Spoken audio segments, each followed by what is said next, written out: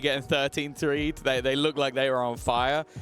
I think it genuinely comes down to who peaks on the day. Like, I think both these teams find themselves in a bit of a level playing field.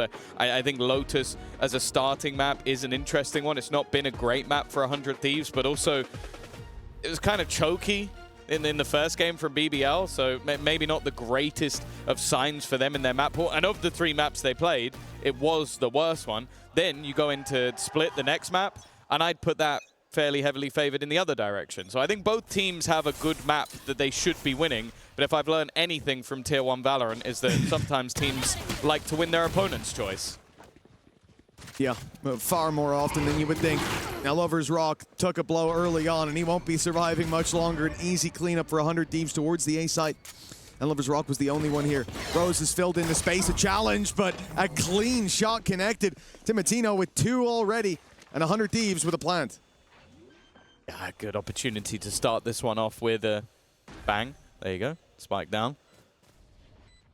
Beloita, Larocque, and Creven.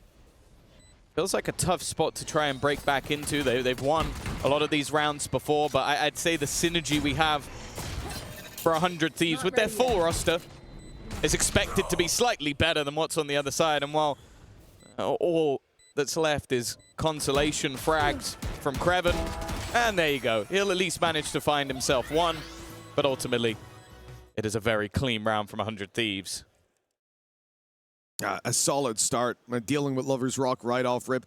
That A main aggression is going to be something that they have to think about as time goes on. No doubt you're going to start to see that raise and fade rotated over to start filling in that space in the early fights, taking it out of the hands of your opponents. For 100 Thieves, a solid start, as you said. Now, coming in with mostly rifles. I like the buy. We've got Bulldogs aplenty, a Vandal in there as well. BBL have nothing to work with.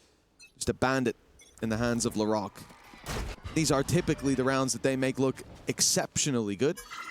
But for now, stacked up towards the A site means that all the pressure's on Creven if push comes to shove. But I don't really expect that. I think that 100 Thieves are served better by playing this round slow in case they were to accidentally run into that A stack, for example. You know that BBL are going to, if they haven't pushed by now, they are going to be grouping up, waiting, setting a trap. Oh. It is very patient. Gotta wait for reveal, surely, before they push again. 1 Prowler left. I'm excited to see what they're going to pull out, though, with the Waylay. I feel like Waylay is one of those agents that, if worked correctly, I really enjoy it. But a lot of the time, it can be quite underwhelming, like if you don't have the spacing behind it. And I think the fact that it is that sort of solo duelist, it'll be great for getting through a lot of that Vice utility from Creven. Like, get past it. You can also do the same with Omen. And just have that supportive utility to help him out on the way through. But now, though, it's all about the orbs. They saved their reveal still. Vora holding that for a crucial moment, but now the ranged fights look very favorable towards 100 Thieves. Stun going not quite into the right spot, but it's not going to stop Timotino from going out for a little bit more. They're eating them alive. And it's 2-0 for 100 Thieves. Very easily done with a flawless round. Of course, they are up against Classics. It's not one of the most interesting rounds, but you know, I've seen many teams crumble to BBL with, I would say, 5 Classics. I've seen many teams this week. Yes, yeah. Just crumble to Classics. So I'm happy to see a team that was methodical with it, was patient, took their time, got into the site, lost nobody. And you see sort of the benefit as well of having that Waylay where you're pushing into site, you just use 1 Prowler, dive in, and you've cleared it, essentially the entirety of the site. And if there is a person there, you just get right back out.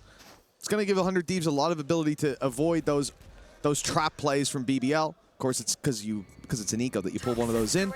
But I'm expecting to see BBL harnessing some of their signature aggression in that early half, or early round, sorry, coming into the next few. For now, it is a bonus, of course, for 100 Thieves, but looking at what they're bringing to bear, it's not that weak of a bonus. No, and they really can just gamble everything here because of how clean the last couple of rounds were. Also, the fact that you see all of BBL dive in mean those orbs have gone over. The Viper's Pit from Cryo, not crazy far away. Same with the Convergence path as well. Again, slow build up from 100 Thieves. And as I sort of mentioned, this map is, of course, the choice of BBL. They were 12-5 up and then ended up winning 13-11. Their past matches, letting things slip away a little bit. We'll catch them. For now, at least. Can they get anything done? It's a nice attempt with the Season Aid, but ends up as a trade. Loida falling opens the A site completely for 100 Thieves, but they've lost their lurker through B. So yeah, BBL are going to be forced into a retake. But the man advantage to work with is, I think, more than enough. And you can see the utility being burned up there as well. No more paranoia to stop this retake. Seize is being used as well. With no Haunt online, they are shy of any options that aren't just shooting people in the face. With 4 players to take down, it's going to be quite a task.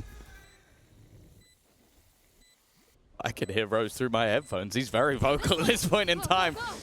Barking out the commands. Gone over the top, though. Bang down below. Looking for a double and has managed to convert. Leaves the Rock alone. A 1 versus 2. To try and turn this back around. It's going to be difficult with both players at opposite angles, and it's Vora already putting a 3rd round onto the board for 100 Thieves. That bonus, even with his weaknesses converted. And credits-wise, 100 Thieves are going to be through the roof. Well, Bang did a phenomenal job to get those 2 kills from down below. Again, they've thread the needle right past him. He's hiding below in the smoke, lets the first one out, takes the kill, then manages to pivot alongside his teammate to take that heaven fight. But really, I think this round was in jeopardy the second that Loida goes down. He's solo on A. No one else is anywhere nearby to even take a glance. And as soon as he falls, that site, you know you're playing the retake. 100 Thieves given an upper hand. They converted with the, again, it wasn't a very weak bonus round. They went into most fights with a relatively even footing. He actually went for that shot, even full blinded, fair enough. But this injection of rounds is going to be massive. It's going to be a big difficulty for BBL. Again, they've decided to invest something into this. Rock going down to 450 credits so that they can have a Guardian, but it's most likely a 4-0. They're just patient with it. They are expecting the aggression out from their opponents. Definitely saw this in the past with teams expecting BBL to play in a certain manner. It does become, though, sometimes we talk about it being incredibly difficult for teams to actually deal with this squad. But what we've seen so far, just a hell of a lot of utility. Look, already the assists coming through. Rose was hit by a lot more utility. It just dissipated by that point. They're not really giving any opportunities and not shying away from a fight either. An opportunity, maybe try and get that ultimate online for Timotino. That's why he's going to go aggressive, continue that push forward with the Guardian he's retrieved. So you know why BBL have so much success when they have those pistols? It's often players like Rose will be left unchecked in that moment or given a shot before the utility starts to come. 100 Thieves are playing such a clean game when it comes to those side XX. They're ready to freeze in the mid-round, wait for util to be online, get those rotations through, and like, look at Rose. He gets hit by a Prowler, gets hit by a Paranoia, gets hit by a Reveal, the stun comes his way, doesn't hit him. That's the one piece he was able to avoid. Yeah. Got shot in the face anyways. It's like, in that situation, there's almost nothing that you can do. And this is the problem when BBL are leaving Loida last round playing inside of Tree. This time Rose here filling in that space. They're being crushed by 100 Thieves when push comes to shove, and I'm really enjoying watching that attack side. Now this squad has got a ton of credits as well. Losing 1 or 2 rounds will not matter. They'll still be able to keep investing. So for BBL, this timeout is crucial. We don't just need to see them win a round because someone gets an ace. We need to see them come up with a game plan that's going to break what they're up against. Yeah, and I want to talk back about that EDG game that they played on this map in particular. They lose it in OT, they win both pistols, and they had a hefty lead. And they got off to a great start, obviously, in both halves. They have not had that here. So I think it is very important for Key to sort of jump in, like start having some words with the team, because we know that this roster has a hell of a lot of flair. You know that LaRock, like, think back to his Deadlock play in the last couple of days, the guy was genuinely ridiculous in how strong he could be. But if they're off to a slow start and they're getting picked apart, every aggressive peak that they're taking, they're getting shattered as they go through. Something needs to change, because this is their map choice. And, okay, sure, we saw them bounce back on the next couple of maps versus EDG, but 100 Thieves have looked very good when it comes to their split play, especially if you look at the EWC qualifier. They dominated Loud. you don't want to give them the opportunity to dominate this map and then go into the next one, which is their choice. Exactly. I think that momentum will very much carry over BBL.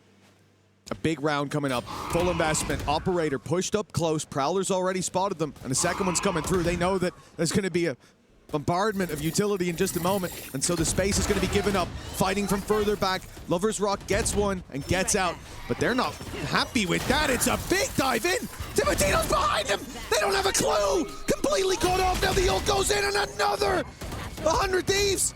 Stealing success, it seemed, but still a man behind. Not for long. As soon as caught LaRock hiding on the switch, but they're still surrounded.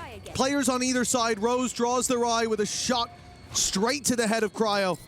And Asuna will have to do it all. He's been good so far, but he has no idea where Lloyd has been. Cover going out. The qualifier throughout their recent form. There has definitely been one of the players to watch within this squad. And I guess he has been for quite a few years now. Reed is great. The defenders both gathering up on towards that C site as he makes the rotation all the way towards A. Even running as he goes. Clearly the expectation is nobody will be on this side of the map. Arc rows placed, and it's only now that the BBL players start to rotate back in the other direction. He has got a real chance to take some aggressive positioning. Luckily, the defenders are waiting for each other, or maybe not. It's a little bit early from Loiter. But the shots were not landed. He has got that flash to work with when they go to defuse. Maybe a chance to isolate a fight, but he's going to try to catch them on the way across. That flash caught him a little bit, and Rose certainly caught him with a shot to the head. Big step up from the ag.al as well. He's been a player that we've been talking about, sometimes having those slower starts to maps, sometimes being a little quiet. Certainly not in person. I can hear him scream in most of these rounds, but then he has those games where he steps up, those 20 plus maps that I feel like are getting more and more frequent over time. I was going to say, I think the map you're referencing was this one. He only got kills in the back. That was it. Like, every other kill that he tried to get. It was like 5 and 16 or something, where all 5 kills were backstabs. Exactly. He had a really poor performance. This round, much bigger from him. And also, you see the difference of having the operator in for Lovers Rock getting 2 kills. Now, the problem was, and I'm a little bit surprised by it, they didn't hold that defuse for as long as they could have done. So Loiter was nowhere near retrieving that operator, so they don't have it for the next round. Better safe than sorry. New audio setups and all for BBL. I think they're about 4 seconds quicker than they needed to be. He's a nervous man. Doesn't want to be made a fool of, but Lovers Rock will be. The success here for Timotino has been ridiculous. Stun through, dash in, and another! Gorgeous. There's no defense of this C site. They put up the thorns, and he just flies right over them. The only way they've defended it is the operator, and you see Lovers Rock gets domed immediately in a rifle v rifle fight. But then the setup onto the second player stood no chance. There was nowhere to stand, and a man facing it on them. This is what you like to see with a Waylay. A player that is perfectly set up to find a kill. That's a gap, though. And a Nightfall thrown in for Rose. 3 players connected. Paranoia sent through on the other side, and it's a double for LaRock. The execution may have been sublime, but the hold is looking weak. Already down to just 1 man, and LaRock will take over. You might have the perfect execution, but you might not have the counter to LaRock. Rose is the trigger point there, right? He goes into the site, finds a kill, and in that 3 versus 5, I was already thinking, this is such a shame for BBL because they had the ability to retake. They had the ultimates to do it. But now, after those 2 kills, you can't really afford to commit those ultimates. What's the point? But that moment, that kill, that's when they decide, let's send it. Even close. So the Nightfall and the showstopper sent through. Perfect positioning from LaRock. He even crouches into the angle after showing his barrel afterwards, which is just nasty. You can see how off guard that player was caught. And yeah, like you said, a great execution from 100 Thieves, but they could not hold the land they took.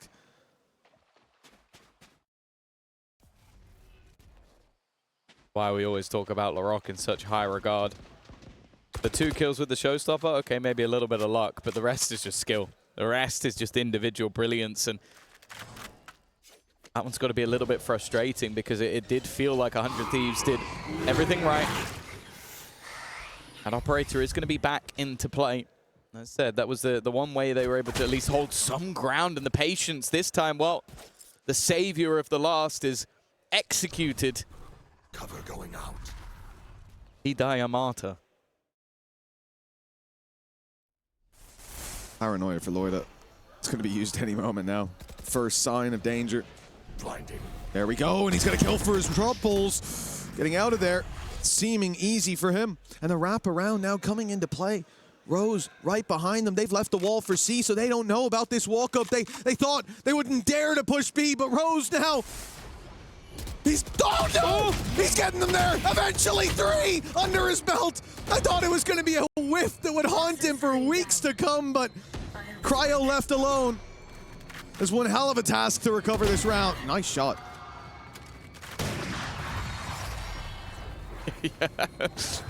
Rose just baited us. They were warning those shots. First 5 shots really made me scared. Warning shots. It's fine. Look how cool and collected he is. Didn't even sweat for a second. Oh, he is me for real. Like, that's... Yeah, except you wouldn't hit the 3 kills. I wouldn't recover that. The second you missed the first, that's it. But It's that's like, I saw him miss 3 bullets, and I was like, well, I know how this one goes. Let me tell you. My gun's going into the air. Yeah. I'm going to shoot 15 bullets into the sky. No, he corrected in time, and that flank was perfect. Like, again, it was a great start to the round, the patience to catch out LaRock. Loiter then has to re-aggress, and what they were doing really well early on was soaking up a lot of that pressure, but it's just the fact that they're able to come in on that flank, and that's sort of the value that you can get from a player like Rose feeling confident. Like, the difference already in how he played last time out is night and day. 7 and 5 at the top of the board for his team.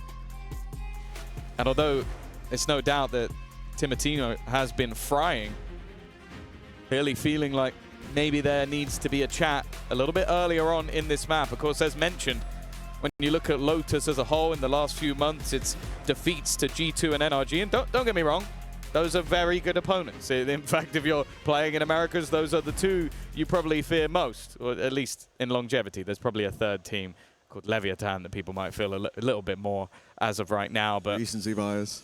Yeah, you know, I think if you win a Masters, you're allowed a little bit of recency bias. Especially if you smash people on, the last couple of days you're playing.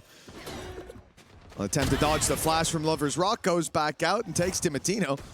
Not a bad start. Considering it's been 100 Thieves with that success in the early picks, right after the timeout, they're losing 1.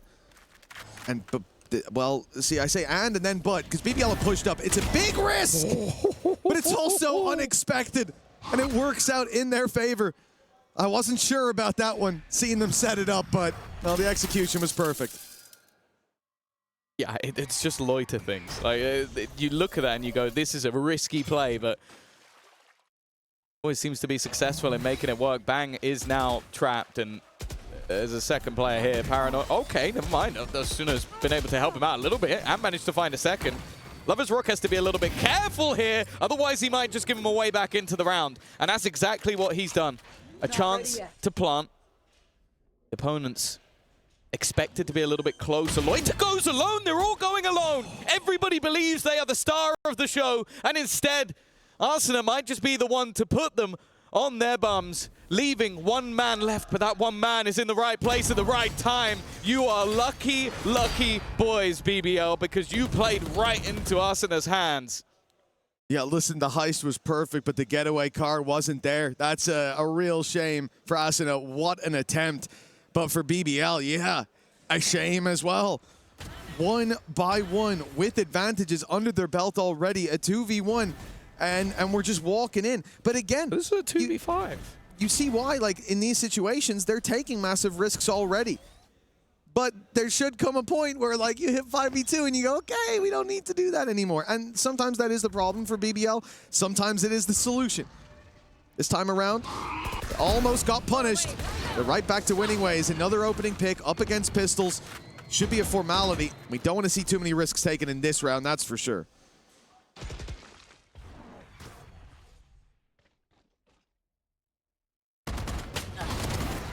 Rock facing out. Whoa! Moving as a unit.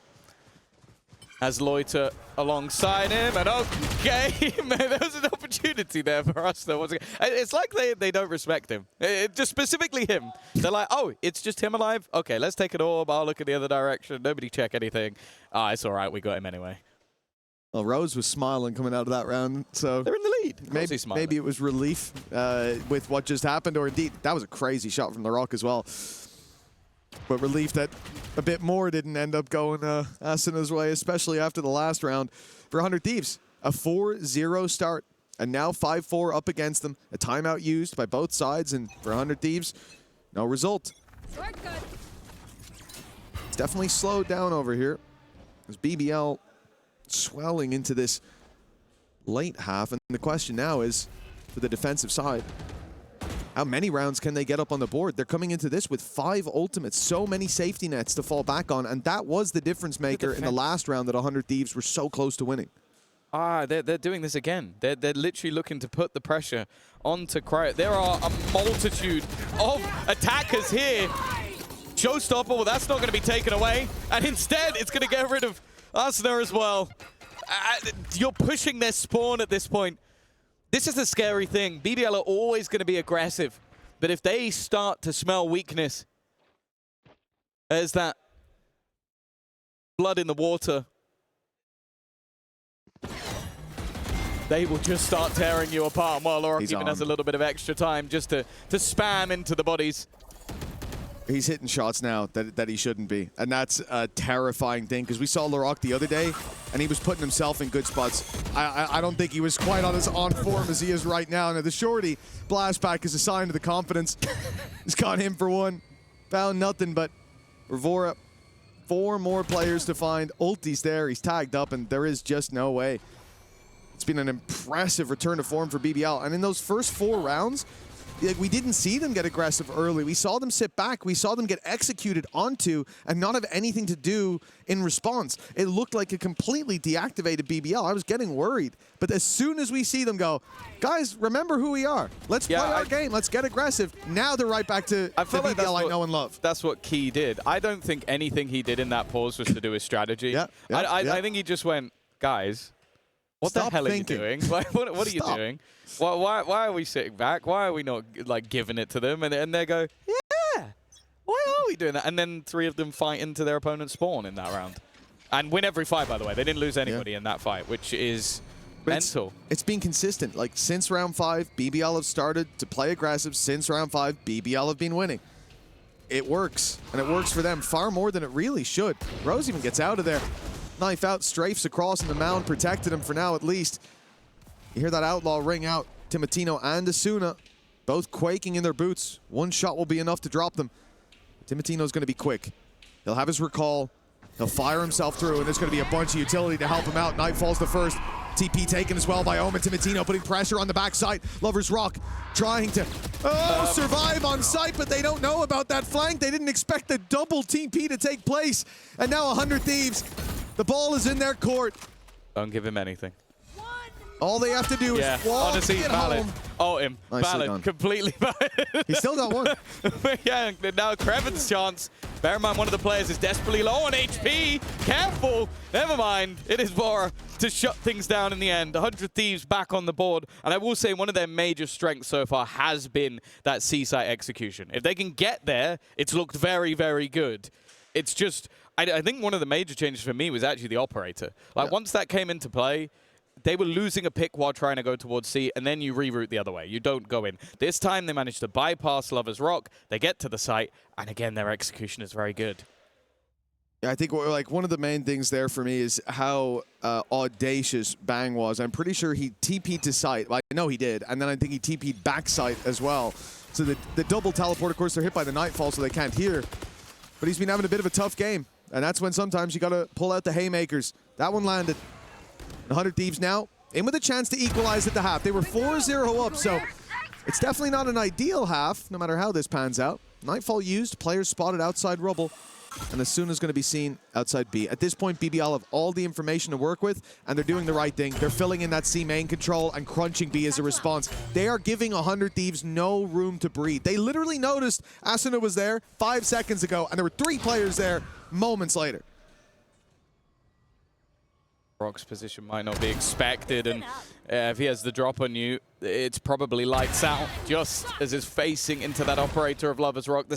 I don't even know if he's had a kill yet that wasn't with a sniper, and that's not going to change anytime soon. In fact, the only way he doesn't hit the shot is if LaRock hits it first. From 4-0 down to a 7-5 defensive half, that is a very good recovery from BBL. Yeah, that is definitely not something you can turn your nose at. For 100 Thieves, the Seaside executes have actually been pretty much all that works. It's definitely been the shining light of this half. Whereas for BBL, it looked like they started to get a really good sense of where they can get aggressive. They were getting out. When they were canceling the aggression, they were not being punished for it either. So you start to feel a little bit invulnerable in those early fights. And so we saw them go for them again and again. And sometimes, yeah, you know, LaRock would come around the corner with a shorty and a blast pack. But for the most part, they kept it clean after that kind of round 6 or so, where there were a few mistakes, a few opportunities given away.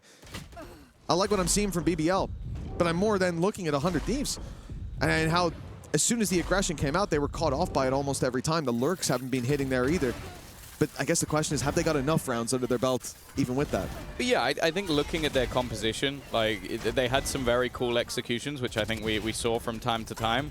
But like when I see a Vice, Viper, Omen Fade, I think defense-wise, that's where I'd sort of set them up. Even the Waylay has the ability to completely stall a push with the ultimate or with the stun, so and gives him an opportunity to go walkabouts with the operator, which I assume will be coming in once they have the finances. So I don't think they'll be too unhappy with how things went, other than the fact that it was from 4-0. I think that's what's a little bit more worrying for me, because when you get players like LaRock firing, you now have to shut him down. And I don't mean in one round. Like, we've seen him get shut down in a round or two just by doing something ridiculous. He's going to keep going until you completely shut him out of the match. And I don't know if that's going to happen now. Well, that's the thing. Once there's that little bit of success, I genuinely don't think it's possible that he fails even 5 times in a row and doesn't go, I'll get him the 6th time, though. That was just a Wait, flip I'm on the still radar. positive in KD? Exactly. Oh, never mind then. So I do think confidence is going to be a big deal, because with BBL, with them being a young team, that's always something that we talk about. And it's always something that we hear teams talk about. But then you add to that the team that they are. You know, if you know these guys from EMEA, if you know them from the first Masters this year, you know full well that once they get confident, once the ball is rolling, it can be very difficult to stop it. The task now for 100 Thieves with a decent half. Like you said, 7-5 on paper at the top of the board. Yeah, that's fine. That's a good half. That's recoverable. Pistol will put you neck and neck. You look at the bottom or bottom middle, and that's a different story. The 4-0 lead, you really want to get more from those foundations. Instead, we've only got stick walls. 7-5, a 2-round gap. And BBL on the attack now, as you said, for 100 Thieves. I am excited to see what this defense has. Even look at the C site right now. You've got a Viper and a Vice. If it's a full buy round, that's a lot of daunting utility. But it's 2 strong players nonetheless, and a lot of pistols invested into. Nothing but bandits, sheriffs, and ghosts on the side of 100 Thieves. They're looking for headies as game of the game. Bit of loiter definitely makes things a little bit more awkward. Don't have the smokes, so you're going to have to play with those rotations a little bit more. Timo have been spotted, and he's getting stunned up. Every piece of utility thrown into him, and more honestly, there was nowhere left to go. Rock closing him down, leaving a gap on the A side, but it feels like BBL are mostly playing a ruse here. They're trying to bait their opponents into rotations, giving an opportunity to Kreven, but he does not win that fight. Oh, the shots land for Vora. The advantage extended. That was BBL's chance to have an easy push to sight, but now pressure from both sides as they press forward behind, closes in. And Rose finds himself against the world. 3 to take down. A sheriff and 4 bullets. And no time for the reload. He's eaten that flash. He thought he was avoiding it. A pixel too close. And with that smoke down, spamming with 4 shots isn't exactly viable. He needs to be quick. He needs to be clean. And it looks damn near impossible, proving to be a pistol for 100 Thieves. Well, that should close the gap. I felt like fair play to him for realizing they weren't initially defusing, but yeah, other than that, pretty much all went the way of 100 Thieves. That's the 2nd pistol round now taken by the side that currently trails, but a good opportunity for them to build up into this round. Now, I expect to see maybe a pistol or 2 coming in for the side of BBL, or they could go for a full investment because of that plant, but I don't think it's really worth the risk. A chance to potentially do a little bit of damage, get some orbs farmed up, and with LaRock already with 3 under his belt, even if they can pick one up and he gets a kill and dies, he's going to be 2 away from a showstopper. Yeah, that is without a doubt a problem. And the BBL side looking to immediately pick up the pace towards this C site. The smoke put just to allow them around that initial corner. A reveal up top, full main clearance. But pushing into the site's a different story. Those thorns are going to cause problems for direct to site plays. But the double TP taken by Loida, matching the performance from Bang earlier, but it's only 1 found. And with a round like this, you need so much more pistols for BBL. Uh-oh. The Spectre left on the floor. Nice shot by Kreven. The question of damage, I think, is where we're at. But a few more kills, and this could spiral out of control for 100 Thieves. Luckily, they seem to have a handle on it. But pretty good. As far as the question of damage, I would say that is a success. Yeah, no, 3 players going down with what was basically a direct C hit with barely anything to play with. Like you talked about. Vice utility as well. Yeah, how devastating the utility is normally on that side of the map. They didn't make it look like it was, and even some of those fights being quite isolated because they got sectioned off by the wall. So, not a bad round at all. Of course, the main thing is getting that conversion. Keeping things even in terms of that scoreline. But you can see how much of a weakness they've created for 100 Thieves. It is an Outlaw, it is a Spectre, and it is pistols. This looks more like if you lost the pistol and tried to go for a force buy in the second round. Yeah, I think a lot of teams will even invest more into this to give them a little bit of a chance. This in terms of the 2.8K, the 2.4s on Asuna. Of course, Timotino can save up that cash for an operator. But with Bandits in the current state, remember, this was a weapon that was used in a very big way over in London. And now it's been buffed. So it's no surprise to see it have such a prevalent face here. The buff making it way easier to handle as well. So like it essentially functions more akin to a Guardian now, with the taps being more accurate in between, having a slower reset time. It handles much better for sure. But you got to get close to use it. And on the defense, it's easy if they push your site, but they've gone into the C site, which is going to have to be retaken, right? They're here quite early, but surely they're not just going for it. They've already found one. The utility's been thrown. They're through the smokes. Yes, they're going for it. 100 Thieves picking up the pace. I thought they'd play the retake. I thought they'd try to punish aggression, but the first kill spurred them on, and now Cryo's left to find them all. Got 1 bullet left, but Blank's coming. smoke makes it very awkward. I was about to say a single bullet in that bandit would have been problematic, but he's waiting to see how aggressive are the opponents going to be in this case. Not aggressive enough. Clean. I like that Kreven after that is laughing like really hard after how much he whiffed. I don't think many people would be doing that, but you know, these guys are having fun. I mean, he's a good teammate. That's what you'll see from Sentinels a lot of the time. Obviously, he felt bad for Rose earlier on, the couple shots that were missed, and he said, look, I'll make him feel a bit better. I won't let a guy kill me, but I'll let him hit me and go, oh, look, see, it can happen to any of us. Any of us, bro. You, me. Probably not LaRock, but, he's you like, know. you, me, but you. But mostly you. Mostly you, but like on this map. Me, look, me too, but especially on this map, you for the keep rest doing of the it. game, probably you. I actually think Rose is like a 50% hit rate on people looking the opposite way, only on this map. I don't know why. Aggressive start out from the defensive side. This is their full investment, and nice work from Timotino and Bang. That aggression has been massively successful, beating BBL at their own game, and aggressive positioning. They are not shying away from a fight, especially with that comeback. You start to worry a little bit that maybe they're going to fall back into passive positions, allow BBL that space, but that is not the case whatsoever. Arsenal is expected in this corner. Okay, that's awkward, and that's the spike, but I don't think it's going to matter for long. Everybody falls, and everybody stands on the side of 100 Thieves. They have leveled things up once again. Now we look towards BBL to see what they have on that attack side, and if this is now going to be an extension, just as we saw in the last half. Well, considering, yeah, how things have gone, a streak of rounds doesn't really mean anything.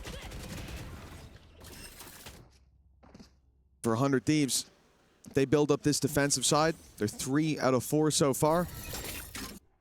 Likely to be another with such weaknesses here.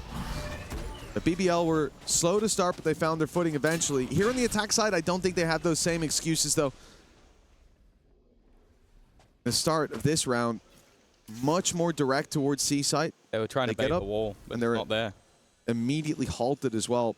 Deeper utility in play this time. They don't hear the Thorns as they step in. They're up top instead, but Asena's going to be caught. Cryo does well, but that ultimate has traded it out. The showstopper bringing weapons into the hands of BBL now. Going. That was Rocks on an adventure. The spike has been left alone. And now there's a flank on the flank. He waits for the timing. Oh, it's going to be the push through towards the spawn. This is brilliant from Lovers Rock. He's looking to try and get both, and they never expected him to be here. The run through immediately was so aggressive from Lovers Rock. But that was perfection.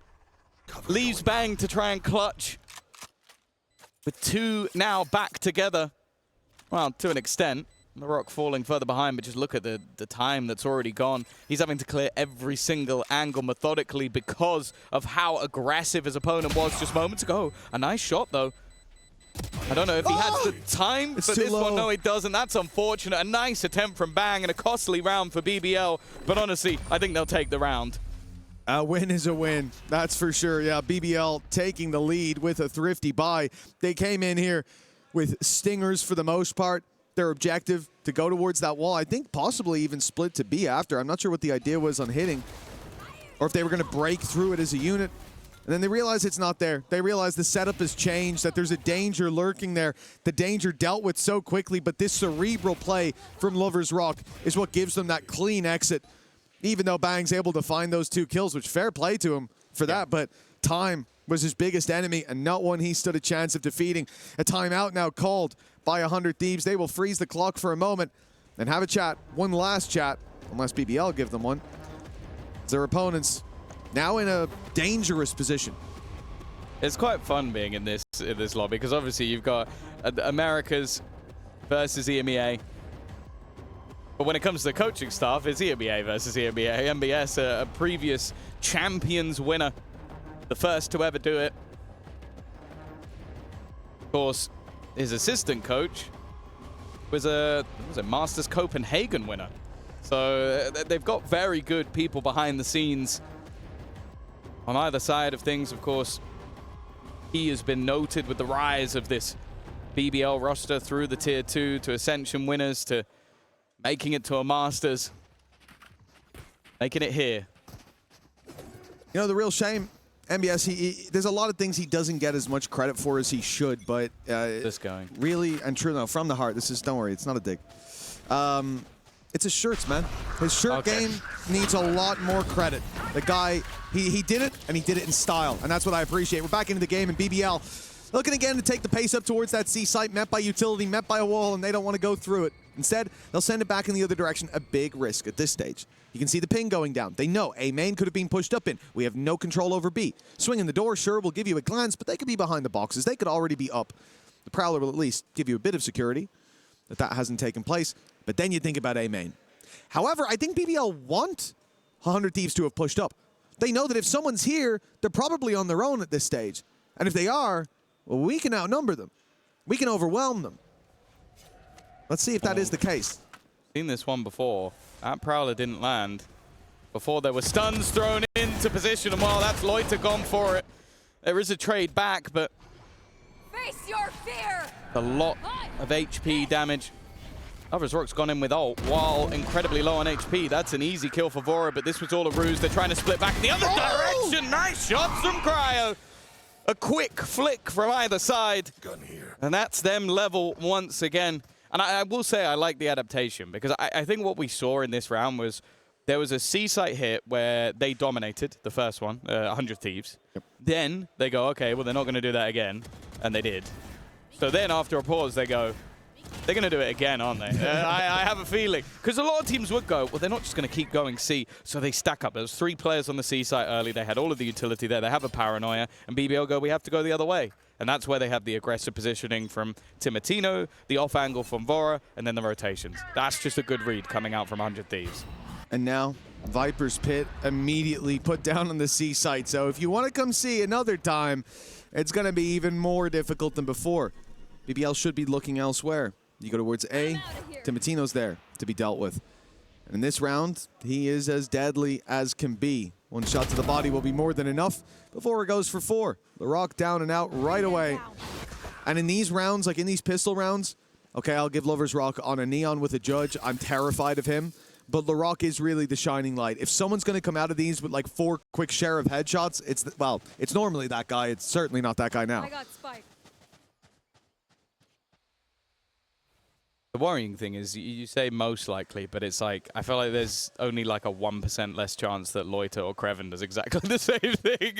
This is true. Kreven with pistols, man. Like sometimes he does stuff where I'm just like, that makes no sense. But no, I think, especially with the Viper's Pit in play, with a Vice Wall in position to help out Cryo, it's going to be very difficult for anybody to get into this position. And they even have it covered with Asanar on the other side.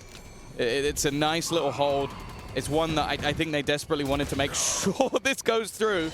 And while there's one of those pistol headshots, Loiter heard you, I think. They're going to get a plant out of this. How in the world has this worked? This strategy started by Lovers Rock realizing there's a Viper in a pit and a Vice here. I'm going to run in through it. And somehow they're in a 3 versus 4. Still a lot of work to be done. They've not got the weaponry to make this work. Kreven does have a good position and, okay, at least a decent shot, but now they know one player off-site.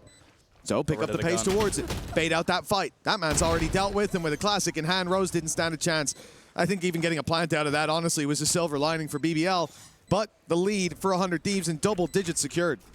Yeah, you can see after the pause, they've managed to find that little bit of extra semblance. I don't mind the ult being invested into this round as well. It's like you know that there's a good likelihood that they're going to do something hyper-aggressive, like, I don't know, slide through with the Judge. So you put the Viper's Pit in to make that player more vulnerable, and it almost baits them into thinking that maybe there isn't a second player there, even though the Vice Wall was there.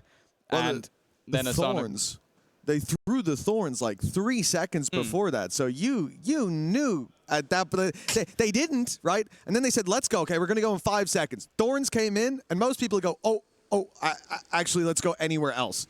And Lovers Rock was like, no, I've already been let off the leash. You let go of it. I'm gone. He's like, yeah, he's literally like, when you're pet and you're like holding on and you go like, you wouldn't just run off if I I'll let go of this while I pick this thing up. Turn around, he's gone. Like, he's just gone. Into the woods. You'd never see him again. Chasing a squirrel. But no, if there's any player that has absolutely no fear, well, I was going to say in this tournament, but Levin does give him a run for his money. Between the two of them, though, a lot of aggression that can come through. And now the pause on the other side. Now, bear in mind, last time we saw a pause from BBL, they went from 4-0 down to winning the half 7-5, and I believe they won 5 rounds in a row.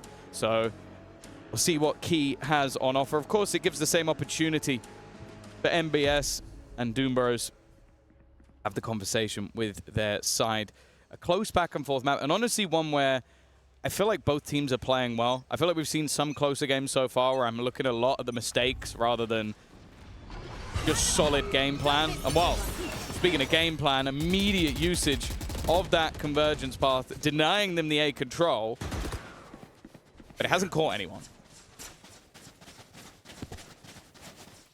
Well, we've been going C at the start of every round, so this time let's go A at the start and then rush into C, and hopefully we won't be running into Vice and Viper again. Fortunately, they are running into Vice and Viper again, but those players won't have weapons if they stick around. Steel Garden going through, catching one at least. As soon as going to have to wait, but he has one of his own to pop right through, and I think it might be what they're closing back in the distance for. The wall, the Thorns have bought time, and BBL canceled the play, looking elsewhere. And in fact, I think this is a learning from last round where they put a lot of pressure on the C site, even with the 2 Sentinels there, even with the, well, quasi-Sentinel Viper, even with the pit, they left the A site open. So this time they try to put that pressure on again, but look at 100 Thieves reacting. Vora's the second man, and there's a third coming. Bang. Oh, he might have went under the radar, but they spotted him. Still, he gets one and gets out. Great work. 30 seconds left, but then they double back again. It's the A, the C, the A, the B. And now back to the A again. Bang is trying to retake on a site that might not even be hit. In fact, he's doubling back around, but Kreven is still waiting on the angle. Again, the start of these rounds looked incredibly good, but those two players finding kills in the B site puts the pressure onto Cryo to get anything done here. He was waiting for the planter to make a move. Instead, they're getting aggressive onto him. And although it's a hell of a lot of damage, 2 players onto 5 HP, the problem is Bang is also low. A bullet to him or either of the other two. He's going to try and bait them in. The first one comes easy. Next two, though, might be slightly more difficult. Rose wrapping around from above, and he doesn't even know that there's no one else around that corner anymore. 10 to 10, a strike back from BBL, and a back and forth all the way through the round. That's one of those rounds you'd really like to still have one pause left to use. On the side of 100 Thieves, I don't know how you're supposed to track what BBL are doing when they go A to C to A to B. The pacing there as well, like they're still putting pressure on the A site when that flank comes through. It's a small oversight in those rotations, but you can understand why they got their eye on the prize a little too much.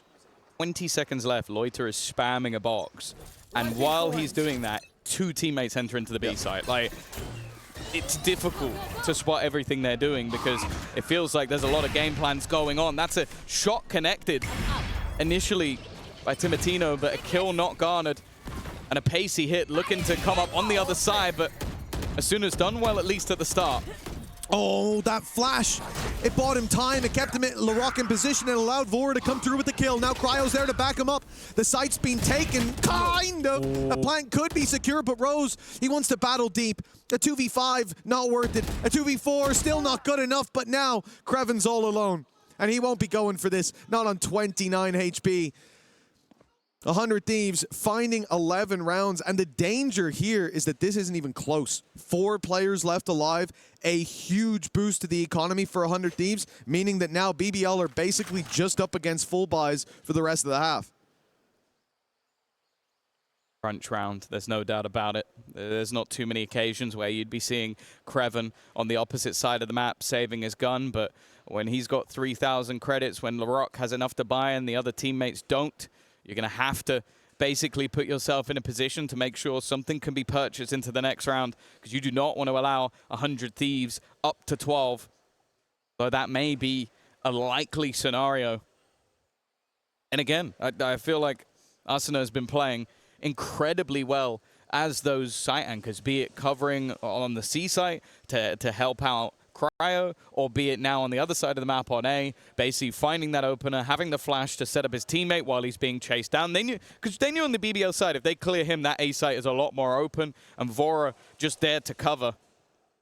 It's worked out wonderfully, but as we've seen so far in this, well, at least in the last few rounds, there hasn't been any consistency with winning the rounds. There's been a strike back almost every single time, and now we're going to have to look towards BBL. But as you said, there are no more check-ins with coaching staff unless we go to overtime. Well, the timer's ticking down. You can see the true state of the BBL economy right now. 2 Sheriffs and a Classic. 1 away from the Nightfall. Farming that could be good, but Timotino, he's going aggressive. It's a risky play. And up against the Eco, I think he's going to regret that. The op now recovered. That's another rifle. Well. And indeed, with Lover's Rock having that in his hands. Didn't give his teammate the Guardian before he went and got that. I will say, oh, he's left it at the door? Yeah. Oh, he has? That has annoyed me a little bit, but, you know. That's very rude. Rose has now been dropped as well. Still nobody able to get that Does anyone gun. want the Guardian? But then again, it's Kreven and Loiter. They might even be better with the Sheriffs, with how they've been playing so far. Push up all the way through C. Luna has them locked in from behind, but it doesn't seem like there's any world in which they go back from this stage.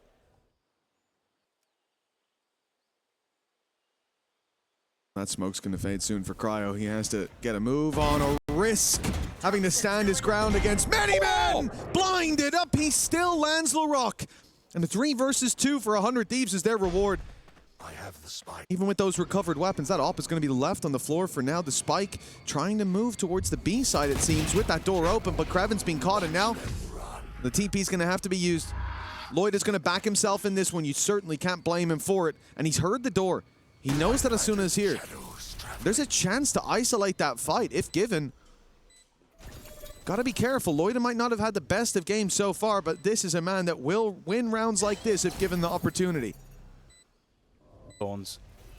Asuna put him in a position where he couldn't move forward for the moment, but then he does it a little bit later on. Paranoia utilized, and he's being wrapped on incredibly fast. I don't even think he knows, but it's a nice shot, at least on one. Vora had to be lightning fast with that trade, but he is 12 to 10. Map point now for 100 Thieves, but you have to bear in mind, that was them saving credits. That was them putting money away so they could buy on a rainy day. Well, BBL's rainy day is right now. They're going to be investing everything into this next round.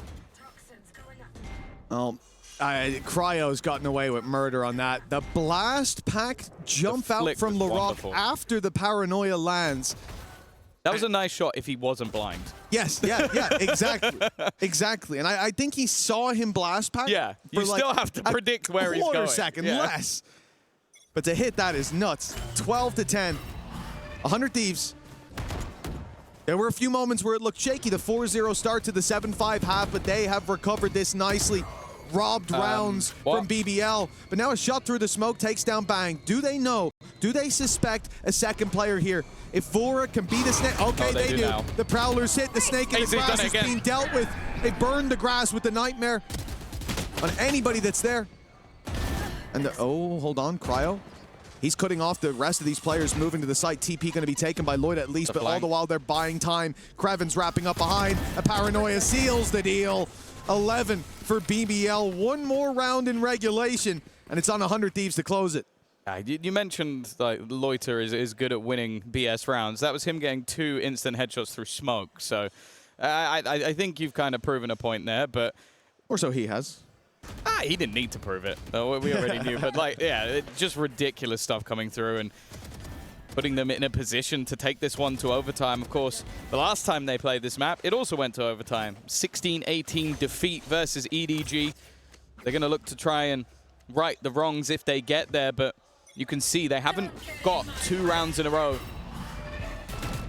in this second half. This would have to be the first. Oh, very direct to be an experiment for BBL. We haven't seen much of this and already past the nightfall. Got clipped. Deep play coming from LaRock, but yeah, he did. He got clipped by the very edge of it, and the Prowler reveals exactly where he's gone. Now they can split this A site, something that has been a trouble at times. Players around this stairs position, but now they're delayed on the rotate back through. They're looking for LaRock, but he's the one to find. Bang now down, and the A site under threat. The overtime on the horizon, and with weaknesses there for 100 Thieves, and the Viper's Pit already used on the other side of the map, and Asuna already down. It's starting to look like we're going there. No such thing as an easy victory. 3v5 needed. Sniper honed in on the angle. And a connected shot already onto Vora leaves him desperately low on HP. Kreven's flank also adds another to the body pile. Overtime seems inevitable, especially with the HP of one of those players. Cryo is currently fighting demons. He's fighting shadows in the spawn. He's not even able to leave to get towards the site. And he now has a 1v5 with 13 HP. If you believe in that, you're mad. 12-12. OT once again on Lotus.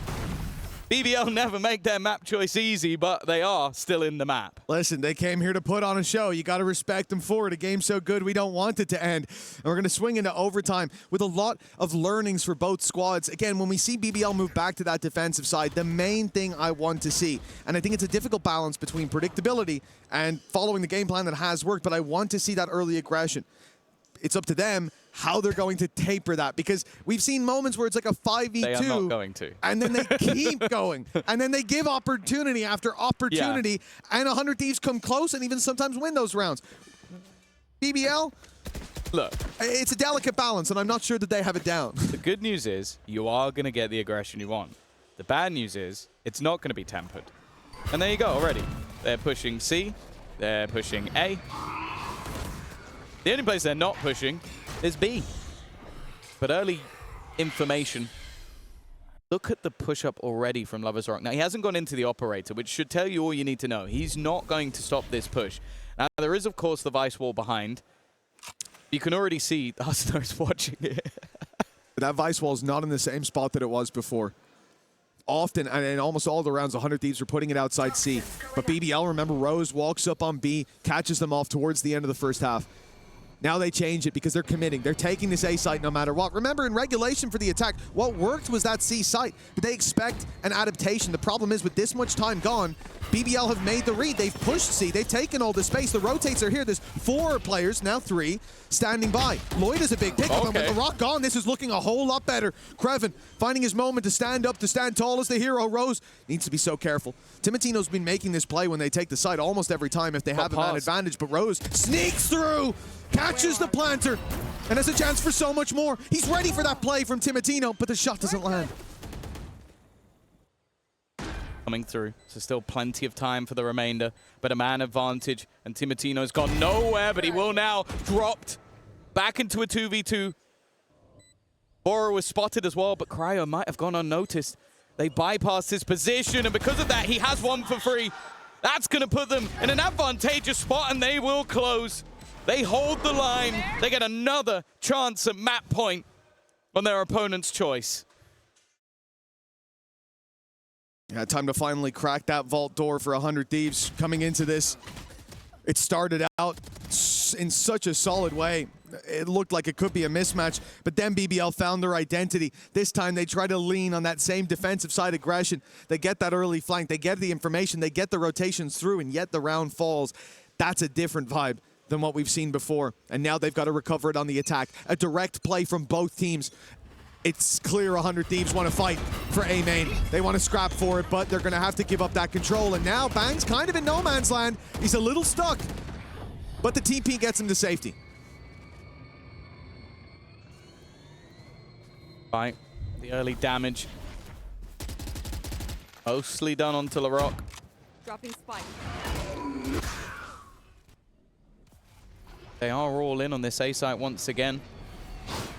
Paranoia sent through. C's also catching a player. They should have a decent idea. But still players roam across the other side of the map. The corner taken. Timotino from behind, though, has cleared out 3. He might have just ended the map single-handedly unless Loiter has a play of equal value. Up against the odds, surrounded, and I think we all know how that story ends. 14-12. It was a bit labored, but 100 Thieves managed to steal their opponent's map pick away in epic fashion. Oh yeah, they had to fight tooth and nail for that one. An incredible display and an important victory. But I think if this series has taught us anything, or even if the last match that BBL played has taught us anything, is you might be able to steal their map pick, but that doesn't mean you have the series done. Even still, though, it's a huge leg up for 100 Thieves as they'll head into a map that is ultimately quite... Deactivate. The way that they did the pistol is whatever, but the third round, there were mistakes there. It could have been a different game. Could have, should have, maybe would have, but I have to say, coming into this, I like the comp that 100 Thieves are bringing to play. Kreven on the Vice can do a lot when it comes to split. I do like Vice, but the Sage right now just seems so flexible. Regardless of what position you're in, the wall is so useful on both sides.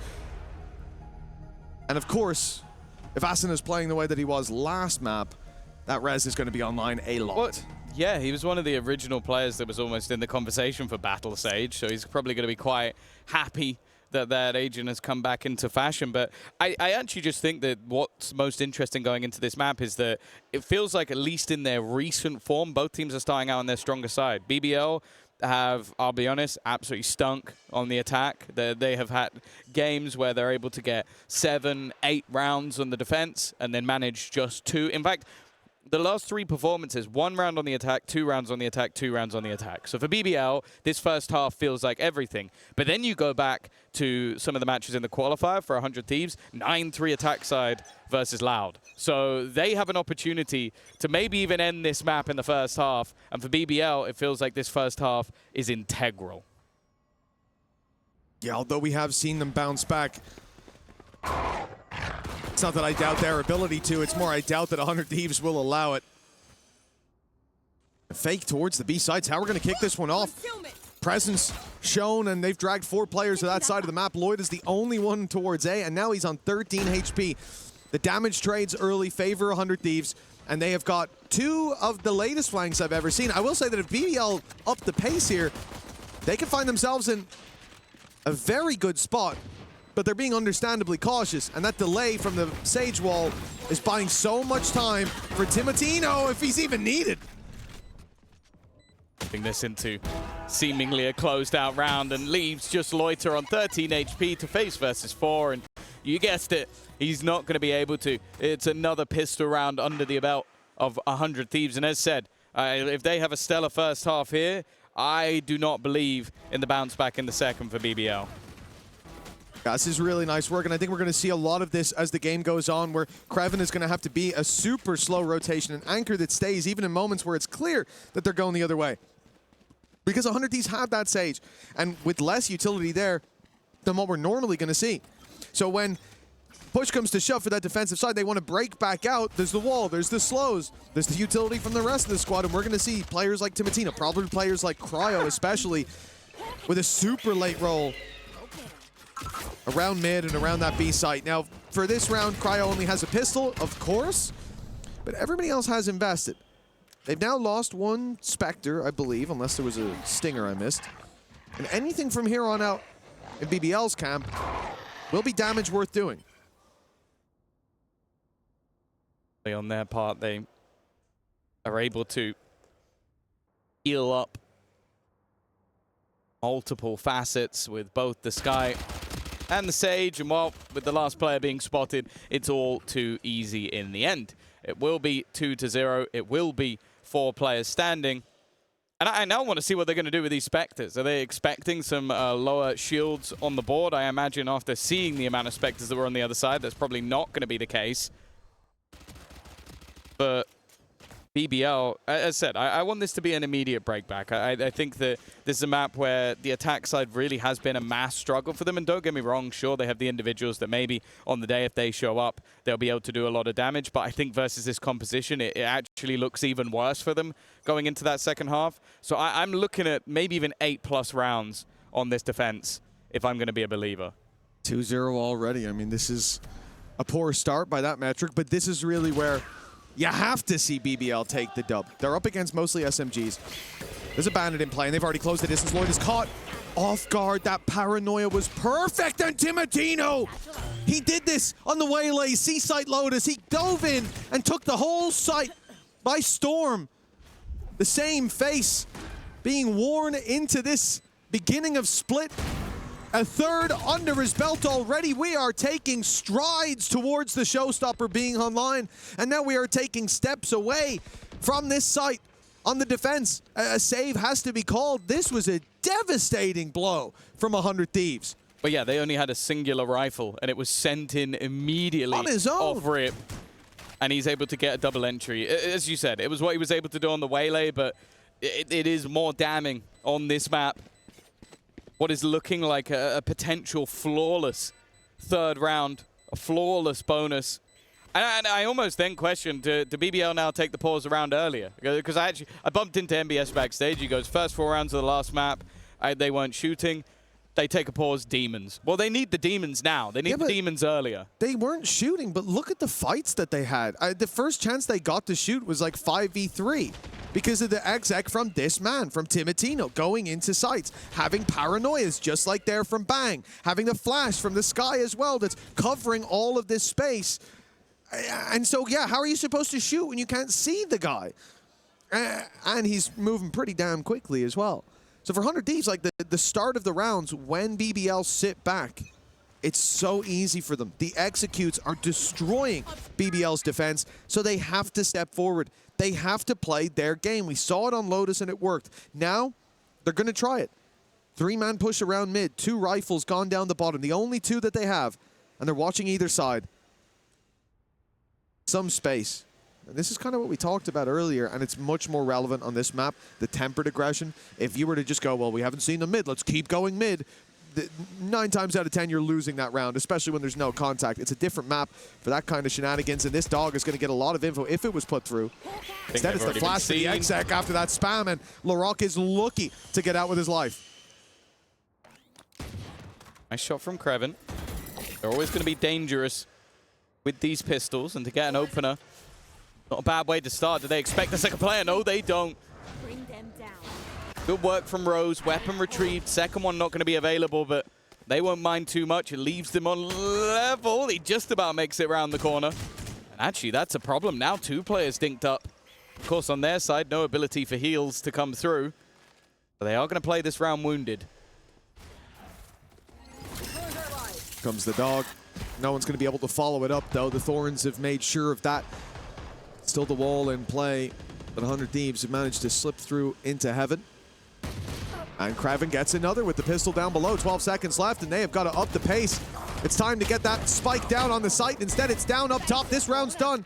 There is no way for Vora to win this unless they literally throw it the round into his hands. And they won't. BBL with their first, and it comes off the back of an unsuspecting round, let's say. Well, when you watch this team play, it almost starts to beg the question, what is unsuspecting anymore? They do this so often with low buys, with pistols. You said it last map with Kraven on the Sheriff, and he showed up. Yeah, there he is. And he definitely had a quieter first map than I think what we're used to. Of course, they have so much talent on their roster that somebody has to be towards the bottom end of the board. But we had moments from LaRock. I think Rose had a pretty decent game. Lovers Rock when he had the Operator. But of course, with 100 Thieves keeping those first few rounds incredibly clean, they actually have enough to buy into this round and the next one. And maybe even the one after that, depending on plants and depending if they save any weaponry. So no respite for the side of BBL. It's looking like a little bit more direct. Now, they got caught by the crossfire over on this A site. So this time, they take the space together. Now, Sage Wall's going to be broken. And with the Vice one standing in their way, 100 Thieves are slowed. That change of positioning from the utility has found them success here. But now 100 Thieves realize, well, there's no wall down below, I guess. Let's run through. First Thorns activated.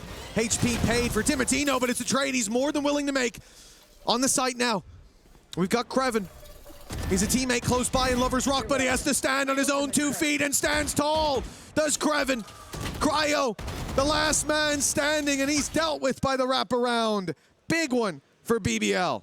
Yeah, solid hold, but also even just the information they had. While there was that pressure in, I think it was while the Sage Wall and the Vice Wall were up at the same time, 2 players push mid on BBL and make it through the sewers behind. So it made it so that you see the last kill coming in from LaRock. He's actually wrapping through at this moment. They know they can't go back, so they can gamble the rest of the players over to that side of the map. Quick rotation from Lover's Rock, but it still took Kraven having a big round. 2 on the board. As said, though, it's not done damage just yet to the economy of 100 Thieves. They were so clean in those first 3 rounds. Showstopper available for Timotina, and he's been getting entries without it.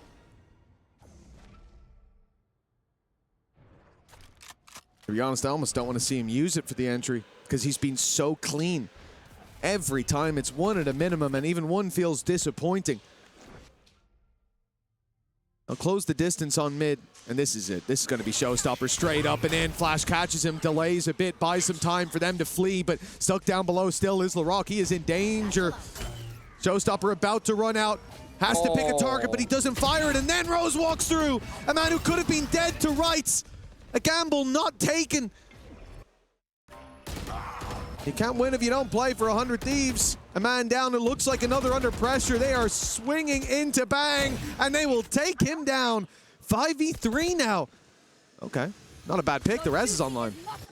There's going to be a reaction to try and deny it. It is Shake. How is Rose not dead? Finally, he goes down.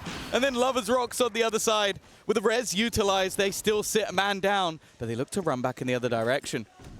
Steps are going to be heard by Kraven, though. He's looking to try and take their weaponry away as they go towards this side of the map. Snakebite not going to connect, and he's now waiting for the drop down. He knows these players don't have weapons. Instead, they go at him with a shorty, and he'll just about get the remaining double. A solid round from BBL. They survive versus a res. Sure, they use an ult or 2 of their own, but I don't think they're going to care. Well, frankly, Rose, he has some sort of protection from the Divine. Plot armor. There was a Showstopper staring at the wall right beside him, and they just decided not to click. Then he walks up, kills that player. Then the next fight, he sprayed his entire magazine, took out a shorty while Timotino stared him in the face, and managed to kill him and get away with damage done. to Asuna when he fell. A very good round from Rose, very good round from BBL, and I'll say as well, seeing Kreven have this kind of an uptick. I mentioned it in the agent select a little bit when we were coming into the map. Like, I like Kreven. I like what he can do on this map, but so far at this event, he hasn't been hitting the way that he has regionally. So that's where kind of my eye goes elsewhere, and I look more towards 100 Thieves and the success that they've had. But he stepped up. The Sheriff was ringing out, singing true. Here he finds 2 as well, securing a much-needed round. For BBL, all hope is not lost, evidently. Yeah, it's a pause taken this time by 100 Thieves. I think a bit of a messier round in tow, bear in mind that we see in the early stages of the round. It's like, oh yeah, he gets caught by a flash. Don't think Kreven was there. So I don't think anybody else could have done it. I can tell you it was a Sky Flash. Yes. And They don't have a BBL Sky. didn't buy a Sky Flash that round. No, that's true. I think we would be reporting them if they had. Exactly. But yeah, one of the few disjointed rounds we've seen throughout this game. I've loved the executions, and well, here's another one. Of course, it's Dimatino in first. Trade out of ultimates is going to put them in a decent position, and it's 3! The setup for LaRock, but he did most of the work himself. The Nightfall forced them back, and, well, it was night-night in the end. 3 players gone in one foul swoop. And again, they're locked in. Now, they can go down the vents. That's the one position on the map that's actually open, but the second they do, if they make any level of sound, there'll be a switch-up of position from Lover's Rock. The spot out onto Kreven is a nice one. They dealt with one of the danger men. And actually, wherever they go, they should have an isolated fight. Cover going out. Smoke down. But it looked like they wanted to push towards Loida. Oh. And indeed they will in the end, but it won't matter. Loida grabs them both. The spam and the smoke was a good start and a great finish. Now the lead is there for BBL. As you said, last map, it was 4-0 when they decided to start shooting, decided to start playing their game. Now they've gotten online a little bit earlier. It's good signs, but it's what we needed to see. Again, you set the expectation, Tom, that for this squad, we really want to see about 8 rounds on that defense. And 100 Thieves, as a result, they're not that far away from finding a successful half of their own, pushing up to 5. To put it into perspective, when they played against Eternal Fire regionally, I think they got 8 rounds on the defense and lost 13-10. So that's the sort of level I'm giving to you. Like, maybe they have been able to take the time. They've had a lot of time to get ready for this event, and they fixed that attack side. But if we're going off what has happened regionally, even versus Pacific, they struggled to close it out.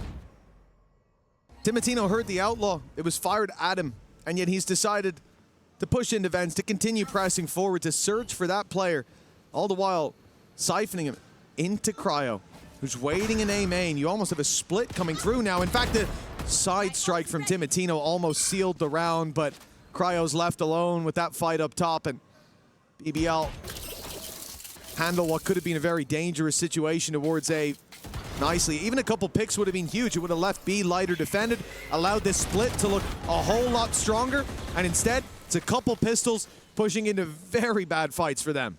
It really does feel like go from round 3 to this round and you flipped a coin and got the 2 polar opposites. A squeaky clean round earlier on in the bonus that came out from 100 Thieves, and now incredibly clean defensive side rounds coming out for BBL, building up that economy, making sure that if they want an operator going forward, they can definitely afford it, making sure that there will be no weaknesses in terms of shields, in terms of investment into rifles.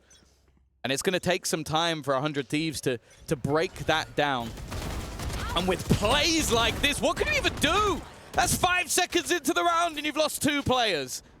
They even put the slow in to stop that exact play from happening. Sweet blast packs up top on the box. So aggressive. If anything, that slow tells you they know you're doing this, or they are looking here. They are waiting for this kind of play. And do you think he gave a damn? In for 2, out for 2. And BBL in a 5v3, sitting pretty. No need to overextend anymore. And like, this is where they do just sit back, let them execute in. But if 100 Thieves get on site, they have got a Viper's Pit to work with. Lover's Rock, though, that Viper's Pit might not be there for long. Okay, Cryo's won that fight. Looked like he was dead to rights. Regress back towards Larocque, though, seems like a risky game. He's back in that same sort of form we saw in the last map. 13-5 right now.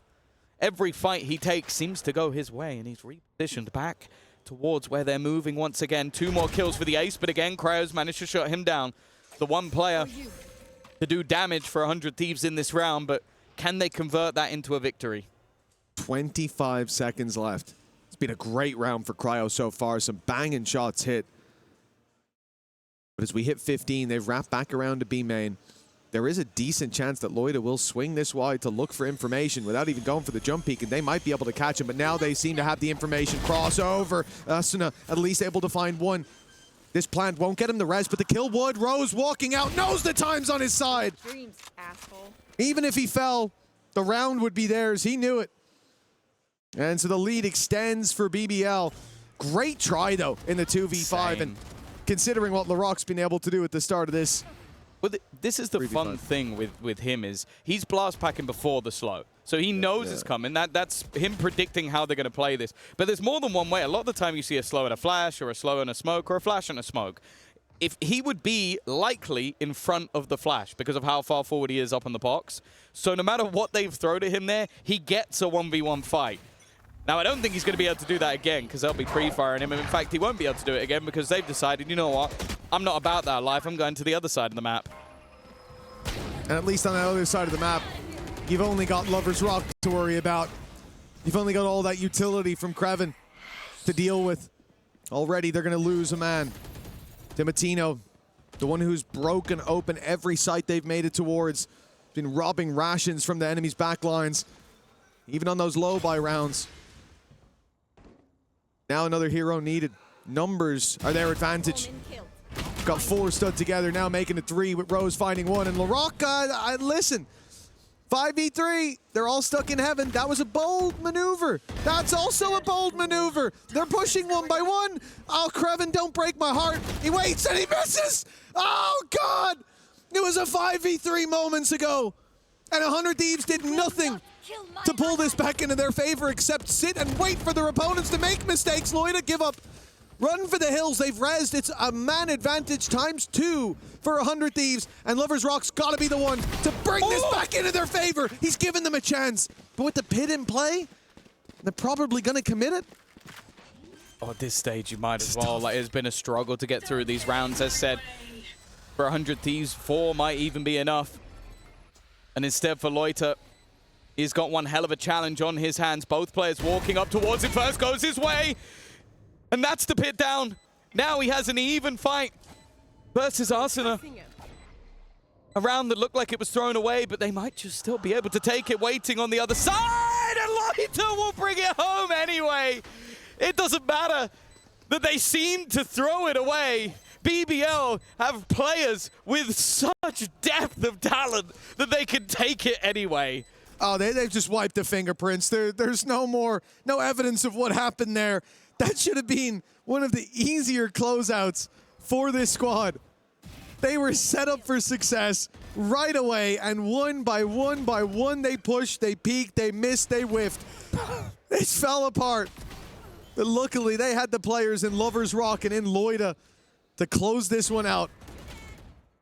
Keep that lead going, because this was a 100 Thieves chance to make this a legitimate half, to at least have 4 on the board. But for BBL, that milestone of 8 is within reach. In fact, it can get so much better. Yeah, they're pretty good at the defensive side, although the way they're winning some of these rounds, I enjoy watching the moment they clutch. Everything they do before that, yeah, a little bit annoying.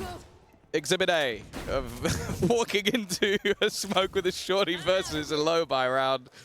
Cool. You know, no respect is given. It has to be earned. BBL will teach that to anybody they play against. Player already through the wall. But the majority of that was just to clear out the utility, and now it's worked wonderfully as a bait.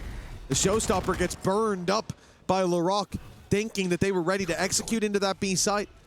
With 3 players on A, they were worried. Hold on, look at the position of Vora.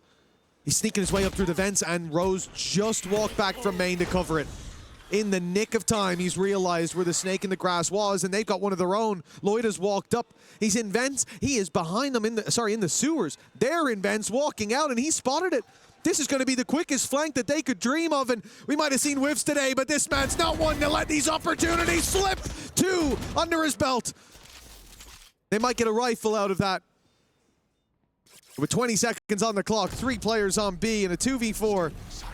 This one should be a foregone conclusion. Yeah, there's absolutely no way in hell they get this plant down. Larocque's still going to swing, and he's going to get both headshots anyway. There's the marker of 8. I'll be honest, at 3-0 down, I had very little faith that they would be able to get to 8 rounds. Maybe 8 was the best, because I didn't expect them to win round 4 with pistols. But ever since that moment, we have seen the step up of the individuals. We've seen Loiter popping off. We've seen that space taken, similarly to what we got on Lotus, where they are just disrespecting the amount of map control that their opponents can hold. And for 100 Thieves, they at least want to get 1 towards the end of the half. Nobody wants to win, or sorry, lose 9 rounds in a row. Oh, showstopper, Timotino! He had the wall to help him close the distance quicker, but Lover's Rock closes out the kills. 2 under his belt. As 100 Thieves try desperately to recover, they push into Larocque, who's hitting again and again. A flawless from BBL. This is 100 Thieves map pick, but this battleground belongs to BBL, at least in the first half. Yeah, I think I'd be scratching my head as well. Like, it's crazy that you go. They are one of the few teams that I think we can watch that they go into a map that's their map choice, lose it close in OT, and I don't have to sit there and go, do you think they're going to be mentally boomed? Like, they've gone 3-0 down after losing their own map choice, and then they've gone, right, should we just win 9 rounds in a row? Like, all it takes, it seems, is a small spark of like, hey, maybe we shouldn't have won that. And everybody's back. Everybody's getting aggressive, pushing angles that they shouldn't. And on this map, a map that has been so good for 100 Thieves over the last few months, they're getting boomed by a team that ultimately has taken way more map control than they should ever be able to get. I think we could tell from the very get-go. So first of all, Timotino, on the last map, the seaside takes from him. Timotino was taking back sight. He was diving in scot-free 9 times out of 10 with huge amounts of success. But the other takeaway was Larocque on that first map. Some of the shots he was hitting, you saw the confidence build round on round. You saw him start to connect. It genuinely looked like he got new mouse drivers or something. I don't know how he was able to snap so quickly. And when you see him having a day like that, you know that's not going to disappear map to map. That's going to be a problem that you have to deal with. And 100 Thieves, they just can't match what he's putting down right now. As well as, I will say, some moments like that from Rose where, like, they get hella lucky. Kraven's left on 3 HP. That would have been a 2v2 with a rifle recovered. And instead, they narrowly miss out. That first burst of the shorty decided the round. And for 100 Thieves, any one of those moments going their way, and this is a much tighter scoreline. This is a much more difficult second half for BBL, but now 9-3, it kind of feels like a formality, especially if BBL take the pistol. Yeah, for sure. I would say that a pistol round for 100 Thieves, in a normal case, I wouldn't be too worried that they could still do this on the defensive side. I think they've proven that this is an incredibly strong map for them. But it's just that momentum. Like, that's the thing that is always most terrifying with BBL, with Turkish rosters in general. When you've got Larocque, Lovers Rock, and hey, let's just say at this point, every single member of their team having highlight moments time and time again, I'm now looking at you to find that same sort of resilience. Find that same breakback that they have shown. Well, a pistol round, a chance to bring it back to 9-5. And as said, like, from what we've seen over the last 3 times BBL played this map, they have managed maximum 2 attack side rounds. So a pistol round would genuinely get them halfway there. And the walkout from Rose. He's being spotted. Those spams coming very close. He's 35 HP as he fades away from middle, making it out. But Lover's Rock is not so lucky. 1 man down already. Lots of damage done. And yes, that's the same for Vora, of course. With the Sage close by. And he'll come online later. In fact, no, it won't. Vora's being put to bed. Timotino also falling. Ooh. The nade. They have to be desperately careful with Bang being on 9 HP. Way back to group up with Rose. They just wait. Like the answer might just be to wait.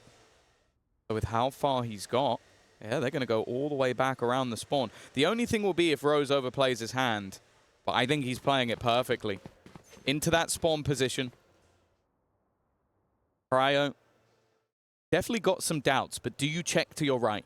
That could be the defining factor of this round. He gets the kill onto Rose, and maybe it turns, but no, why would he? And Rose isn't just going to go for one. He's making sure there's nobody else. The remaining players towards the heavens, though, make things interesting. A nice shot that drops the spike. LaRock has to go back and get that, and if he could deny it, maybe that'll be enough to win the round instead. Does he know the second player is there? He does, and while falling gets the kill. A 1v3, left all on to bang, but it's LaRock again. This man does not want to lose today. Oh, yeah, look, when it comes to that late round scrapping, I don't think there's a chance that LaRock's dropping the ball. You have got to be quick on the trigger, or he is taking you out. And it was, I think it was one hit to the Sheriff on the rounding of the corner as well. A lot of damage done in that initial fight. And for BBL, that round win, it's fairly damning. 100 Thieves should have next to no chance of coming back into this one. Like, winning the pistol, it's a long road ahead of you. But now double digits for BBL, a team that thrives off of momentum, and they've now won 10 rounds in a row. This is going to be one hell of a task, even just to slow these youngsters down. I think everything is there to build momentum. They've got the players on the right side of the map, but it's completely irrelevant. A long-range shotgun being utilized. Time for LaRock, one away from Showstopper. Gonna get it one way or another, it seems, and it's gonna plant towards the end of the round. Squeaky clean, only one player lost. The Marshal immediately retrieved, and as I said, it's a good map for 100 Thieves, but unless they've got one hell of a streak, this one is looking like we're going to a third. And again, you saw at the end, as you said, Tom, that late round plank coming through. So we're one away from a showstopper coming into the next round. Now that is going to be devastating considering how on the ball LaRock has already been. You think about him having the ability to, well, look, a showstopper last half was pretty impactful, you could say. Well, I imagine it's something 100 Thieves will be fearful of. Yeah, and often you talk about it as sort of the ability to bridge the gap of the lighter buy. Well, BBL don't have a lighter buy. There's one stinger, and other than that, everyone's got everything that they need. Missed shot to start with.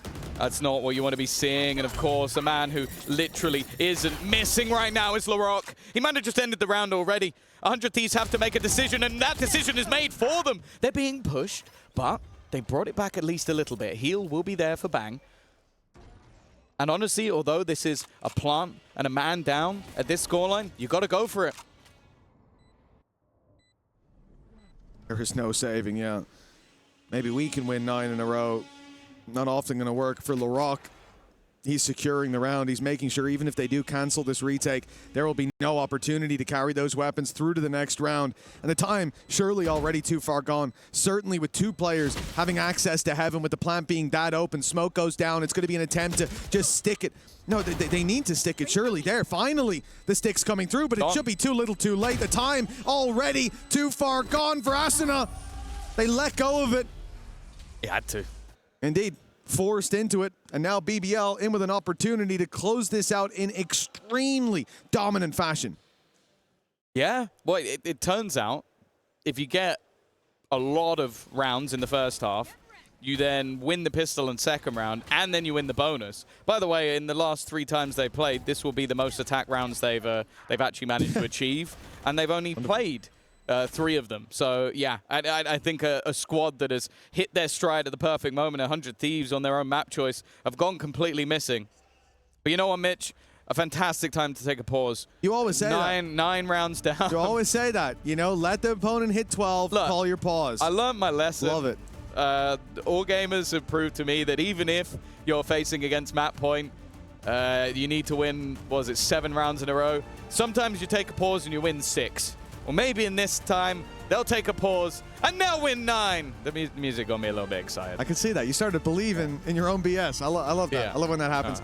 It was a stun from Lover's Rock that really got them into that site. The relay bolt that hit, Vora was completely caught by it, and the beautiful thing is, Lover's Rock doesn't even care. He ran past him and said, LaRock, didn't you need an orb, bro? grab it. Showstopper activated, up into heaven. Like, it looked so clean. That looked like SEAL Team 6 action from BBL. And this is a team that has looked very disjointed at times because they play aggressive. They love to play aggressive, and like we said, sometimes that's their downfall. But in this situation, not so much. 12-3, a 9-round gap to recover for 100 Thieves. And what we said in the last one, they stole the map. This would be highway robbery if they were to get anywhere close. Oh, if Larocque gets 1 kill before Lovers Rock, he has double the kills of the second highest player in the server.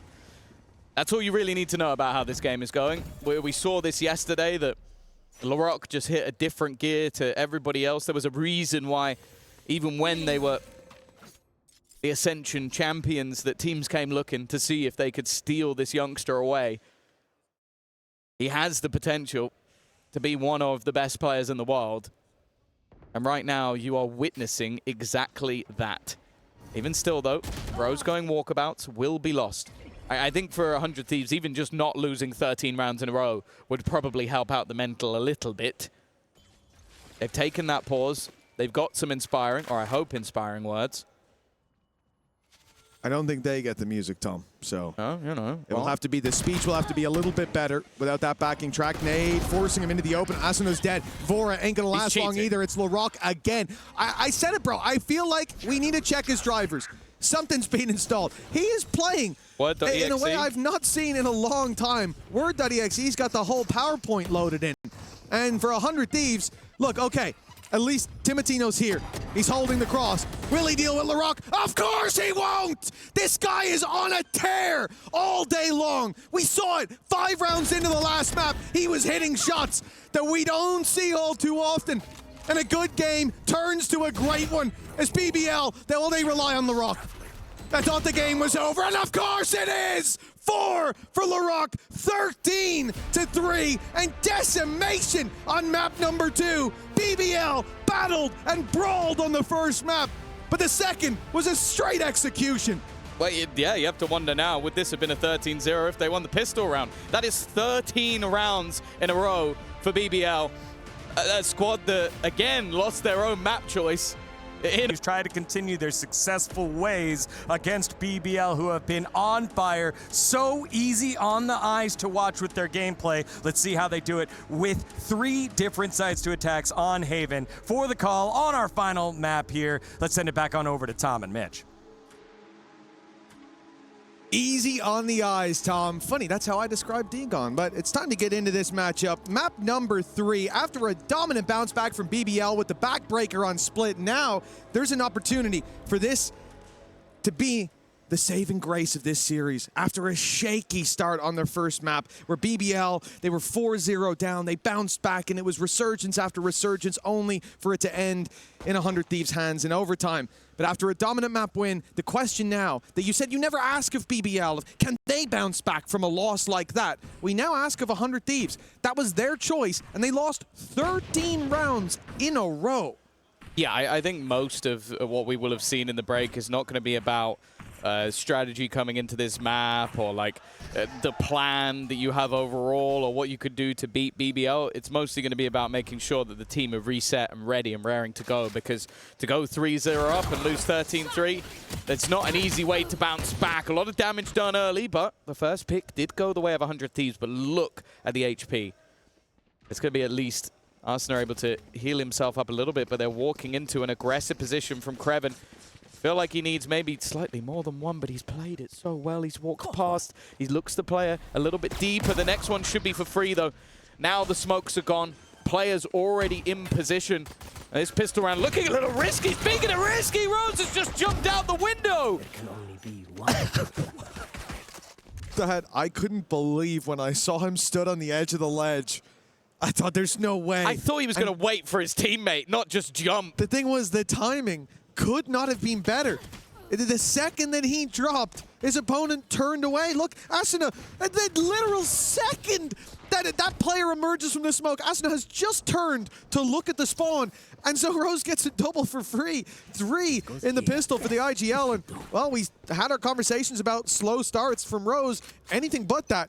Lights out in the pistol, and that's 14 rounds in a row for BBL now, when you think about that last map.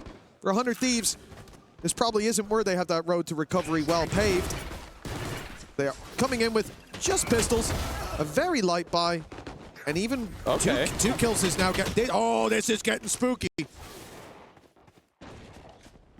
They've made it interesting, that's for sure. Lovers Rock's position has gone completely under the radar. And, well, eventually, he is going to be dealt with. An incredibly costly round, but now it even gets to a point of an opportunity.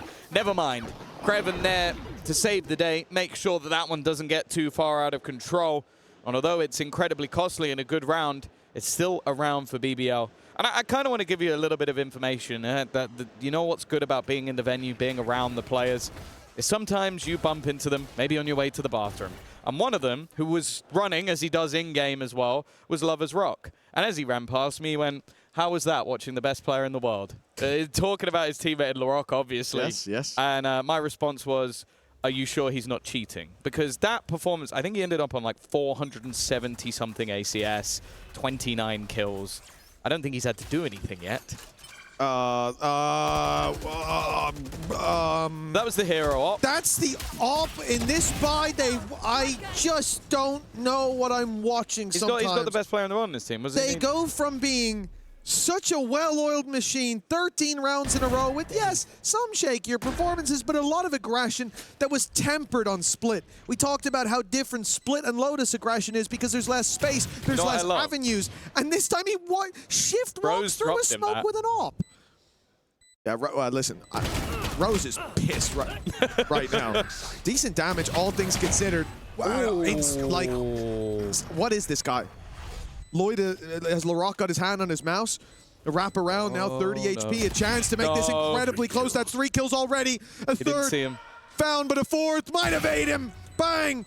Flying under the radar around the backside. It works out, but that is way closer than it should have been. The good thing is, finally, the streak of 15 has come to an end. Oh, yeah, that's the silver lining.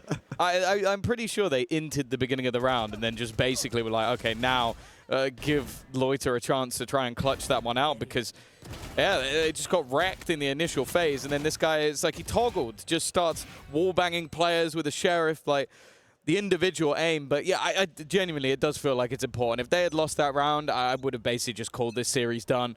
Instead, there's some vulnerabilities on the other side, but they actually don't need the operator in this round because of the fact that so many players died. There's now light shields on 4 of the 5. Yeah, we've seen things slipping at times for 100 Thieves. Now, BBL are the ones slipping behind enemy lines with 3 players, a very fast rotation into that back lines, but the run it back, it's unavoidable at this stage. Rose was in an awkward position. The first man past the trap, good kill. Cryo falling means the trap now gone. Loida has backup coming his way, 2 already found. Bang!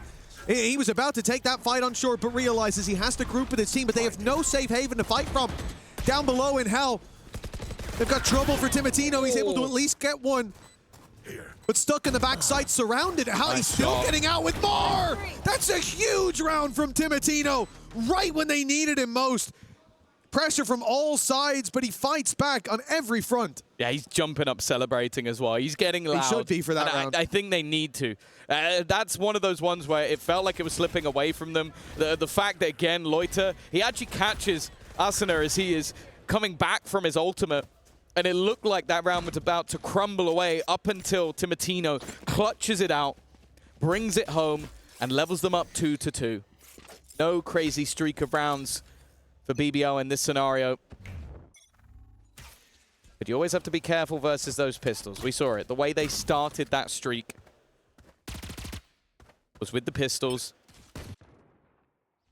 Rose isn't shying away from a fight, but Cryo puts him down.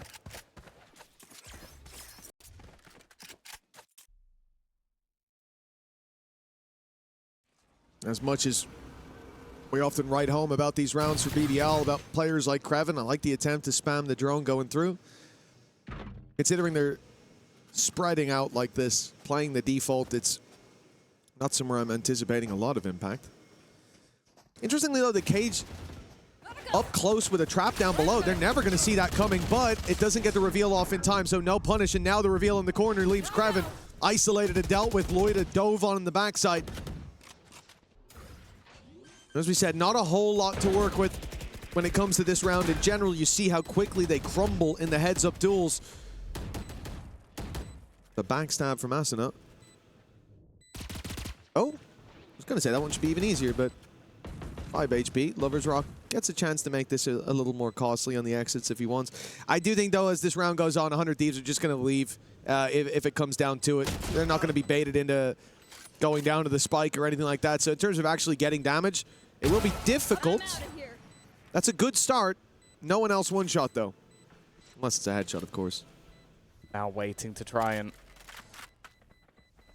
die to the spike, but you know that 100 Thieves want those orbs. Arsena in particular. It's a little bit close for comfort, but he is going to get that extra orb towards the Phoenix ult. An important one at that. Looking like already they're back. 3 rounds in a row. Seeming a lot more comfortable on Haven. And again, another map where we have seen some struggles for the side of BBL. I would say that going into this map, it is intriguing that both Split and Haven were in there. They've already proved us in one avenue that Split, clearly they put some work in. And also if The Rock, I think, hits the highest ACS of the tournament so far, which is actually pretty close, because I think Starzo had 450, but that only lasted a day. Oh, nice early aggression from the defensive side. This is what we were waiting to see in previous maps. It took them a while to pull it out, and now a full-on blitz of mid has left 100 Thieves scratching their heads. They looked a little bit overwhelmed by what just came their way, and you'd think after 2 maps of facing BBL, you'd get used to it. It's crazy that you can win 3 rounds in a row and then lose a round in 10 seconds. That is what it's like playing against BBL. They use a Hunter's Fury, and then they just run at them. And even though they lose the opening pick, I don't even think there was a split second in any of the players' minds like, should I fall back? No, it's like we have committed to whatever the play is. I think it makes Rose's job as an ag.al easier in circumstances like that. Not easier overall, because sometimes his players just decide to swing everyone, but in a round where you plan to push, everybody is on the same page. Yep. Early fake being sold by the attacking side. But with the trips not being hit, that ruse, well, it is going to give them Rose. Rose goes looking, and there was a rotation coming back from other players. In fact, the question will be, will Lovers Rock be there in time? No, the Molotov will deny. Ball crucial time and in a post plant with a Hunter's Fury online, and a Sova sitting towards long with his back protected as well. This becomes a very difficult round for BBL. Dealing with the first players on site will be one thing. As long as Vora isn't peak, because he is peaking right now. He's giving a chance, and Lovers Rock does not need too many chances to walk away with the kills. Now the trap down already. Flank will be a concern, but everyone's coming straight from the spawn. A heads-up duel with LaRock now on the flank around. Timotino had no idea there was a player behind him. They've managed to section this down to just one. The Hunter's Fury practically useless at this point. Caught in the corner. He's brought into a 1v1, but that flash saved the day. With LaRock having just enough time here to take this one across the line. It will be 4-3 in favor of BBL. The lead just about maintained. Yeah, real nice try from Vor in that late round scenario, right? Using the Hunter's Fury there would have almost definitely been his demise, being stuck in the corner, and he would have basically needed to kill both of them with it within a second, but especially considering how this started. Like the swing back in gave them that additional little bit of space. I think Lovers Rock does well in this round, but again, it's the response found by BBL. Lead extended, the 3-round gap, or blip. Look at what's left in the hands of the attacking side. And the thing is, Lovers Rock knows it. His sniper is in hand for that exact reason, although he has missed one of the players, but there is a drone. Is the drone... That could be a problem. Looks like they're going to commit to that fight. Molly from LaRock cancels drone out. Other side, Rose is the one to take Timotino down. The man who has been so reliable in those fights, but for 100 Thieves, a good chance in Garage, but the setup, the cage immediately activated. Well, the flash catching Krevin, but that's neither here nor there. This has pretty much sealed the deal of the round. They've connected a W already, and another flash should guarantee it. Look at Bang, he couldn't see a damn thing. The thing is as well, I was looking at that from Lovers Rock perspective. He missed both of his shots. I was like, he's going to run it in with a shorty. What I didn't realize was LaRock was going to do exactly the same thing out of the door. So I left him with nowhere to go. From a 3-round fight back to some more rounds going the other way. It's time for 100 Thieves to take a timeout. I think they've already witnessed how quickly the game can get out of control. It really does feel that sometimes, like, you want to have those pauses called just to try and break the momentum of BBL. They start getting cocky, confident, taking space away from you that they definitely shouldn't be able to get consistently. But then I also feel that there's the other side of the coin, that the second you take the pause, BBL go, we got him. We are in their heads at this stage. We know that they are feeling the pressure. And if anything, I almost feel like the next round's going to be even more aggressive. Well, it has worked. It has worked every time, on every map. The aggressive plays, sometimes it's a little bit too much for BBL, but it is feast or famine for these guys, and often the table is plentifully filled. At this point, there's no reason to change it up. And look at the minimap. 4 players towards the C site at the start of the round. Now, you will not see this very often. This will be an immediate push down. And what we can see is that 100 Thieves have 2 players outside the C site, one of which has the spike. If BBL are pacey on this, they could already set themselves up for success in the round. In fact, they're waiting. They're waiting for a signal to send utility through. That's the player's gone and the spike down, but the trap from Bang is sprung. The TP was stuck into the backside and no one was paying attention. He's flown under the radar. He's emerged from the shadows and become a nightmare for BBL as he's found 3 already. That means that Lloyd is completely isolated, trapped on long. Yes, he has the spike, but he's got some hungry mouths looking to take a bite out of him. Lloyd down. This round has crumbled. It looked like they had the right read, the right play. But in the end, their own trap sprung on them. Unless Kraven can make this work, he needs to get out of here alive. And okay, a 1v2. Managed to deny the plant for the moment. But it will go down for Bang. This has been his round. That TP stuck was a gamble, but it was a gamble that saved them from certain demise. And now for Kraven. Utility. All on the other side of the map. Nothing to play with, and they will peek him together to make sure that that didn't go any further. A nice attempt, but it is 100 Thieves, and more importantly, Bang, that takes them home around. Yeah, I've been a big fan of the pacing of 100 Thieves. A lot of the time, the utility from Bang has been absolutely perfect. But this was something else entirely.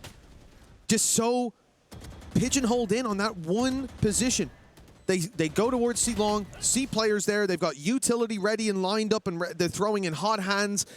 But all 4 of these players are only worried about the front, and it is that one small, tiny little detail of the Omen TP that takes them a second too long to piece together. But still big from Bang to hit those shots as well. Hunter's Fury searching for Loida. Run it back used by Asuna.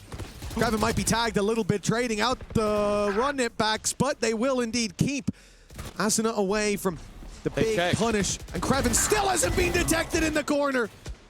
The snake in the grass striking. This time the Venom sinks deep, but they respond. They respond convincingly. Yeah, I think Timotino is actually quick enough to get his teammate while he's hiding in that corner. And then the Molotov just forces an awkward fight for Kraven. Looking like a much tighter map than what we saw in the last. The back and forth, leaving us level once again, and the trade outs of those run it backs mean that there's not going to be a massive amount to play with going into the next round. I was very worried that for 100 Thieves, this might just be the mental break, but instead, after that back and forth continues, going to be a pause now taken for BBL. Of course, both teams desperate to go into that second half with the advantage, not wanting the pistol to potentially be a defining factor in this map. And for BBL, after having a good streak of rounds, you can understand why, after a couple of blips, their coach wants to get involved. Well, yeah, I think especially that one. Like I said, it's one of those moments where your attention is elsewhere. Your full focus is on those 2 players swinging. He was on the spike that just fell to the floor. And, you know, at that point, you probably imagine there's 2 or 3 more guys about to come swinging around that corner, getting ready for it. pushing down to take the space, and you miss a small detail. In moments like this, that can cost you a map, and it can cost you a series. And in a game as close as this, Yes, this should do. very well might. Maybe I'll take that timeout with 2 rounds left to play for in this half. For 100 Thieves, certainly coming in better armed. But in terms of ultimates, miles away from the important ones. I think there's a good chance we don't even get to see Asuna's run it back online by the time the half ends. But the same can be said for Larocque. Them both burning those up in the last round has taken them out of the equation. And a crucial swing part of the map. I do think, though, if I remove the ultimates and we still see that aggression from BBL, I think it'll go back to winning ways. Because the disruption from 100 Thieves in that round, the only thing that saved them was that from the shadows. If Bang even just gets 1 there, the round's over. Yeah. That's true. Although the next round, a little bit more chaotic. And I think the thing that I liked from the last round was there was a lot of chaos. There was players missed in corners. There was bits that you could look at as mistakes, but then you go, okay, 100 Thieves come out of it alive. And I think that was where you look back to the last map where the second chaos ensued. That was where it seemed like BBL just ran away with it. So the fact they're able to weather the storm a little bit more in this map at least fills me with some confidence. I think that TP is a great example of it. That is Bang adapting to the chaos that has been this BBL side. And that is why we've maybe seen BBL put on the back foot a little bit here. That, okay, we're not just going to allow you to go in swinging and decimate us. And also, Larocque, for his standards, is now having a quieter map. The last one, he was untouchable, unstoppable. And now I think he's being matched. Well, indeed, for 100 Thieves, that previous map, it was definitely a blow. 13 rounds in a row. And going 2-0 down in this one. I did start to wonder, is this team crumbling? With it being their map pick previously as well, it's rare to see the blowout like that. Oh, look at that. Come prepared. Still their half back home. Well, it's been an interesting series so far. I think the one thing, though, for me, looking at BBL, is the aggression, is how it gets tempered over time. Because this is a young roster. And you can get away with this. We've seen it in the old days with like your G2 roster back in 2021 where they used to play an insanely aggressive style. They played loose with much less structure than we have nowadays. But nobody punished them. For like a year, they got away with it. They would take fights they shouldn't. They would push when they had advantages. And every time they'd find success. But we always said one day people will figure this out. One day teams will just have the fundamentals, the structure there to then make the adaptations to punish every mistake you're making. And when that day comes, you'll fade into irrelevance. Most of those players don't play anymore. So it kind of shows you where we're at in that world. And I view it as a similarity with BBL right now. In that you can play like this, that all-out aggression. But Turkey themselves had to adapt. They used to be that. They used to be your, not even G2 clone. They were a more aggressive version of that old G2 roster. They played so aggressive in every single fight. It was a 5v1. They'll push you one by one because every single player on that roster believes that not only can he beat you, that he will beat you 9 out of 10 times. If not, I think they believe 10 out of 10 times. And then they go, oh, I guess it was lag, latency, something like that. The mouse let me down. So for BBL, yeah, it works for now. But if 100 Thieves can crack that code here today, and it's going to be one day, someone's going to figure it out. Someone's going to have that response, and we'll need to see that extra layer to it. Oh, that one doesn't want to play. I like that. I like the fact that Larocque is trying to play with anybody that he can. He's clearly not feeling the pressure whatsoever. Oh, he's now playing with Mitch. Oh. He got me. He got you. He got me. You've taken... Damn it! Taken a massive L. Over in London, I was doing well. I was slaying people with it. I did my scissors rock method. It always works. Against the best in the world? I shouldn't say that. Now people know my method. Not against the best in the world. No, not against the best. And that's it. He's proven it there in the States. You need to train. He's got the dub already. He can beat you in aim. He could beat you in the rock, paper, scissors as well, but ultimately, there's a slightly bigger game at hand. And I am looking forward to the conclusion because, of course, it is the talk of the town of who's going to be making into that playoff stage first. of course, we know, I believe now at this point, we know that it's going to be a EDG on that bounce back after defeating RRQ in the elimination game earlier on over on the B stream. So ultimately, this team, one of them goes through, gets to go straight into the playoffs. The other has to go back and play EDG, which, yeah, I don't know if that's something anybody would really want. For 100 Thieves, you come up against EDG there. You know, I believe they've got a chance, for sure. Could be definitely be a fun game to watch.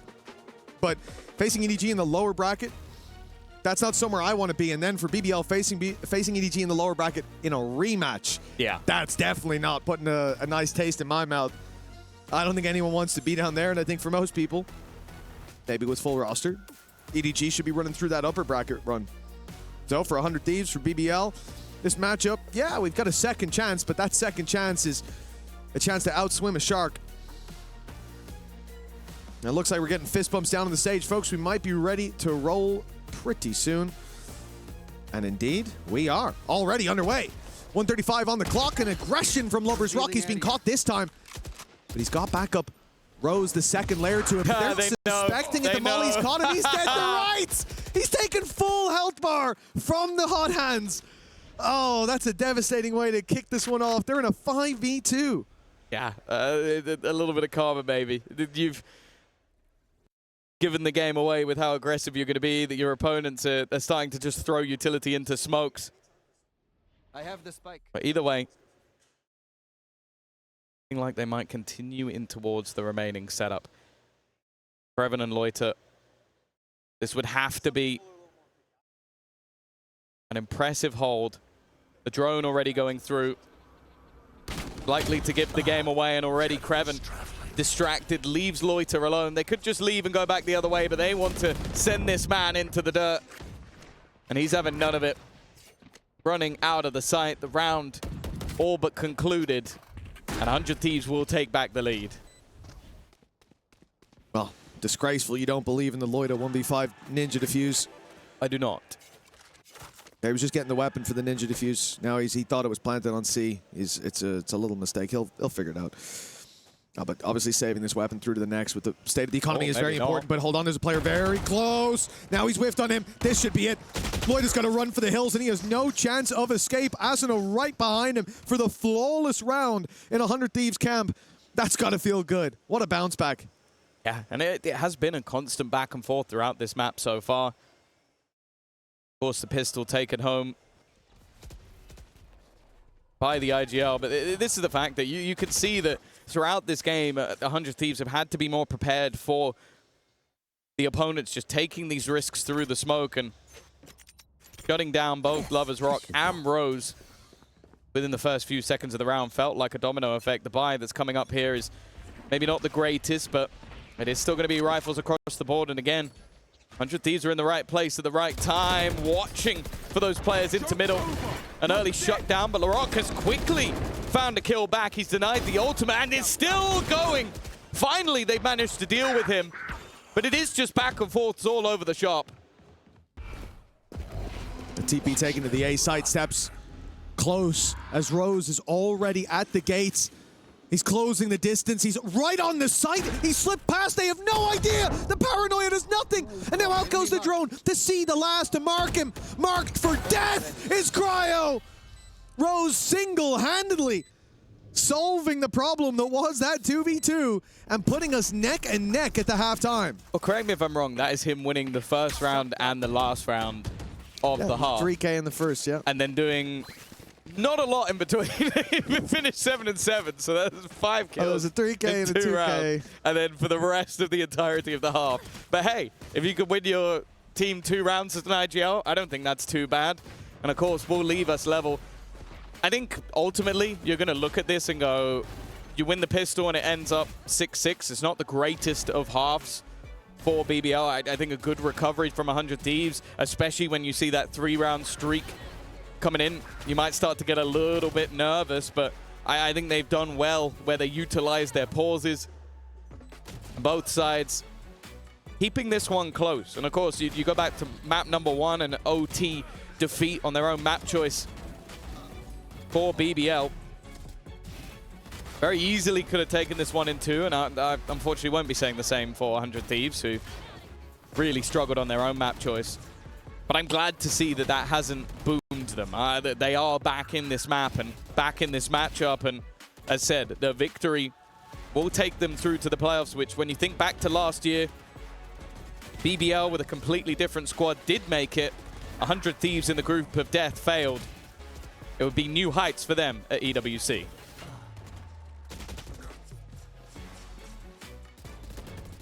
Yeah, I think the main one in BBL's camp, just the fact that this is a roster that after those changes come out to the Yoru, we see them fade a little bit, right? They have to take time to adapt, but they don't have time going from an international to a regional event. The meta shifts multiple times, and playing keep up, playing catch up is more so the issue.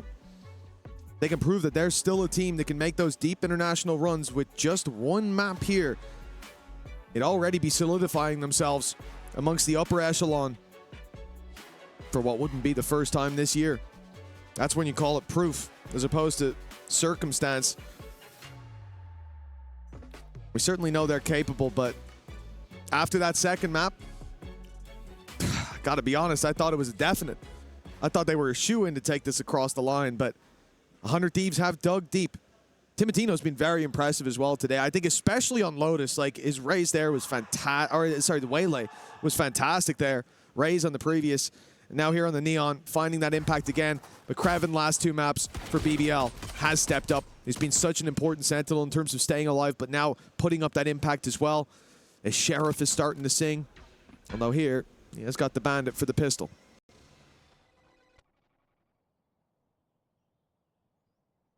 Slower. Patient start from the side of BBL. Maybe expecting some aggression on the other side as well. Of course, you do have that double duelist in tow, but it's Timotino's gone walking out. But that's more of the bait. There's a second player up close, but he's been caught by the cam. Good spot. But they're not done fighting this just yet. Continuing that brawl towards the A site. Maybe trying to force them back into the utility. Yeah, this is all just a ruse towards that A site, right? Sending the drone out towards long. The cam's been checking the entire time. They want to take any early information, any silent alarms that could start ringing out of the hands of 100 Thieves, so they don't know that there's no one on A long. They don't know there's no one close on A short. And as a result, they don't rotate to the other side of the map, which means that all alone is going to be Cryo. Although, actually, support coming through. Bangs on the quick rotation. Ran through the smoke so quickly, and Bangs found two. A shock dart kills come in, and all of a sudden, Lloyd is the last man standing. It looked like BBL had managed to strike with a surprise, but 100 Thieves, and especially Bang, looked more than ready for that play. Oh, for Loiter. It then becomes an impossible clutch. Not enough time to do anything, and another high-impact round from Bang. A triple kill over on that C site, and honestly, it's looking like his site at the moment after the TP play we saw earlier, and now holding on that side of the map. But even just the way he danced around his own utility had that additional support as well. And an important victory to grant them the lead. And I think for Bang, what's important to highlight is like this guy's been in a position where he's had a lot of impact so far down from the utility, from the survivability and keeping the smokes online, but mainly those paranoias have been on fire. They got 100 Thieves. I think 2 of the 3 rounds that they found on Split were because of entries that came off the back of that paranoia, perfectly timed, perfectly positioned. But now he's starting to have big individual rounds as well. Top of the scoreboard for 100 Thieves at the moment. And that's a dangerous prospect. The From the Shadows success, no doubt, giving him a little bit more confidence. Peppering those players from behind. It looks like we might have another small break in the action. Hopefully nothing to keep you too long. We'll see if I can get a rematch. I'm confident this time, to be honest. I think the strategy is to start with paper. He started scissors last time, so he'll change. Always. Right. Very embarrassing if I'm wrong, but hey, no time for that. It was already embarrassing. We'll get the game in off camera, off stage, so I can say I won no matter what. Well, you could have done that anyway, but you know. That's true, actually. They didn't just see no it, one did would they? have believed you. Yeah, he was asking me what I picked as well, so I could have just lied. I could have been like, oh yeah, I picked scissors, mate. Unlucky. Yeah, but that would have kept you up at night. It would have. Yeah, I need to win fair and square, and I will one day. I'll figure them out. Well, let's see if 100 Thieves can figure them out. As right now the lead is already found and a chance to extend it even further up against the Pistols. But this is where BBL do some of their finest, and by that I mean stress-inducing work. But the Pistols, it's only 2 bandits to work with. Majority classics. And Loida has ripped Asina's head off. I believe he was blind also. Oh. Giving them an opener. And a weapon.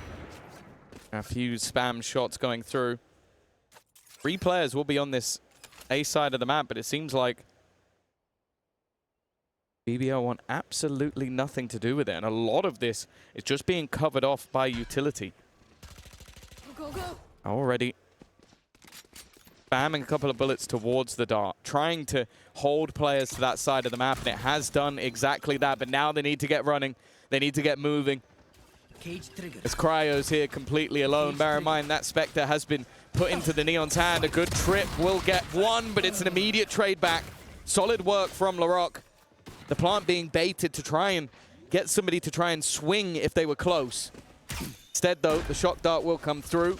Do quite a lot of damage, in fact, to Larocque, but he still stands. Plan found for Larocque as well, 2 away from a run it back, and this is an all-out aggression from the attacking side. They're going straight into the spawn, but the stun back in return has at least bought a moment of reprieve for this squad. It doesn't last long. Lovers Rock. Some of the kill feed says Bang killed him after he died, which is, it must have been instantaneous. But what a play from BBL to come into that round having as little as they did, 2 bandits, find the opening. And again, I'm pretty sure Larocque was flashed when he found that opening. Or was it Loida? Loiter. Loida, yeah, I'm pretty sure he was blind. That's crazy. Eats the flash and just pops the headshot. Anyways, fair enough. And that Spectre's what ends up closing the round as well. So that is a bitter defeat for 100 Thieves. They get the start they were looking for, but it really does feel like nothing is separating these 2 teams. Well, now you get that massive injection of cash. You look at the investment into rifles for the side of Standing ahead. BBL. Of course, the only freebie is Lover's Rock. There's going to have the Outlaw, which, to be honest, would have been his weapon of choice. I like this push-up, though, from Matino, but unfortunately the trip is going to be in his way. No sneaky play to be had. Hoping maybe there was a way under it, but he's definitely too tall for that. Another for Loida. That walk out of the smoke almost got a lot for Asuna. Damage, but nothing to convert into kills. The problem with having the pistols, of course. And the rest of the squad now just going to sit back and wait. Let the spike explode and avoid giving any orbs away. When you look at the orb play for BBL already, the ultimate economy, the main man who would want those already has them. Larocque would run it back for the next round, the full buy of 100 Thieves. And especially on the attack side, like, well, obviously on the defense, in terms of playing the retake, it's going to have a lot of value. So for Asuna coming into the next round, if they can find an orb, if he finds a pick, that's going to be huge. But Larocque can get them in. And the problem is, Larocque could probably just run it aside anyways, and I'll give him a pretty good chance of taking it. If he's has the opportunity to go at it twice, it's a different story altogether. But that's what he was doing on the last map, on the Rays. He was just dropping down off high angles and then while landing, having enough time to correct and insta-headshot people. Like, his performance in the last map was phenomenal. And yeah, he's been a little bit quieter in this one, but with Loiter stepping up, Kreven up there as well, they are now in the lead. Now, the investment into the Odin is a new piece for them to deal with. But it seems like they found their gap. They found the place where they want to put the pressure on, and that is the seaside. This is a nice The response from 100 Thieves is mid-control. The Odin spam is just to break that window wall and maybe do a little bit of damage, but nobody's there. BBL are playing a very direct game straight into this C site, but already the rotates are there. 100 Thieves have the read, and that Hot Hands hasn't reached fully into backside.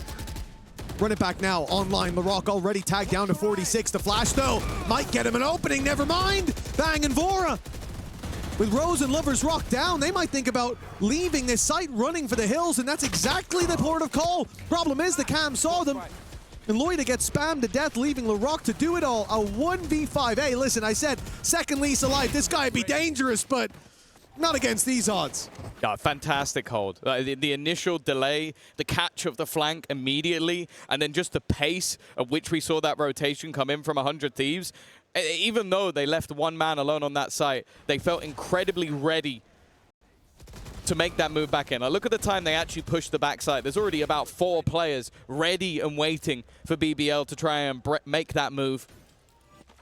Even still, it's another investment, but really does feel like this is going to go all the way.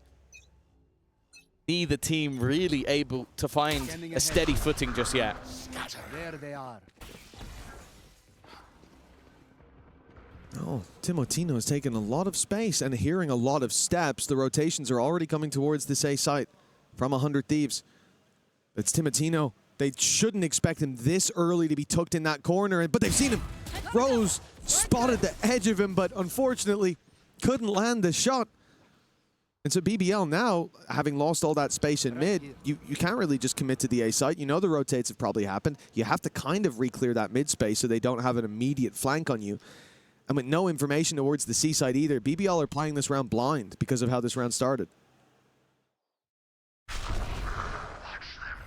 Still, now they've been spotted. They've been seen around that middle area, but it does seem like 100 Thieves are playing into the retake this time. You have the run it back available to you. Maybe hoping for a kill off the back of the trip. Instead, he goes walking out. I'm surprised by that. It looked like a retake setup instead. Damage being done onto the ult, but even still, they've got to be careful. And advantage still held. Timotino, the first to make a move. Creven's shot not connected and bypassed by his opponent, leaving Lovers Rock in an impossible scenario. An easy cleanup for 100 Thieves and maybe a gamble or two taken by Cryo. I was surprised by that swing, but even still, disrupting the take of BBL and now taking the lead back for themselves. I was looking at the minimap when he opened cam. Did you see if he saw them on site? Because I'm guessing he just... I think so. Oh, well, yeah. That's I thought he saw them in the cam. That's Maybe unhinged then. Is if he missed them, if they were behind the box, then that makes sense. You know, you just think, oh, I can get out onto site a little quicker before they get in. But I guess he did look like he was ready to take the fight. Swung out with intentions and, well, can't knock him for trying. A round win found nonetheless in 100 Thieves with the lead, 9-8. The thing is, for BBL, they're still able to buy into this one, and the credits could shape up okay depending on how this goes. Even if they do lose, grab a plant out of this situation, it won't be the end of the world. Few ultimates that are close by as well. But the reality is 100 Thieves, they have plenty of credits. They can keep rebuying. They also have ultimates that are coming online. The Hunter's Fury especially for Vora. The lead under their belt. A little bit more momentum, and they'll be across this line. So well placed, but it's just whether or not he moves at the wrong time. Drone needs to be denied. Instead, they're going to try and catch him. Maybe not the best position anymore. Never mind. The Odin is cleared. Pinged up is going to make it awkward, but instead, Asta again.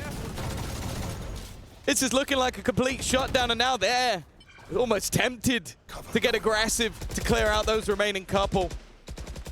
Rifle retrieve for Loiter. It's the deadly duo that were desired by many.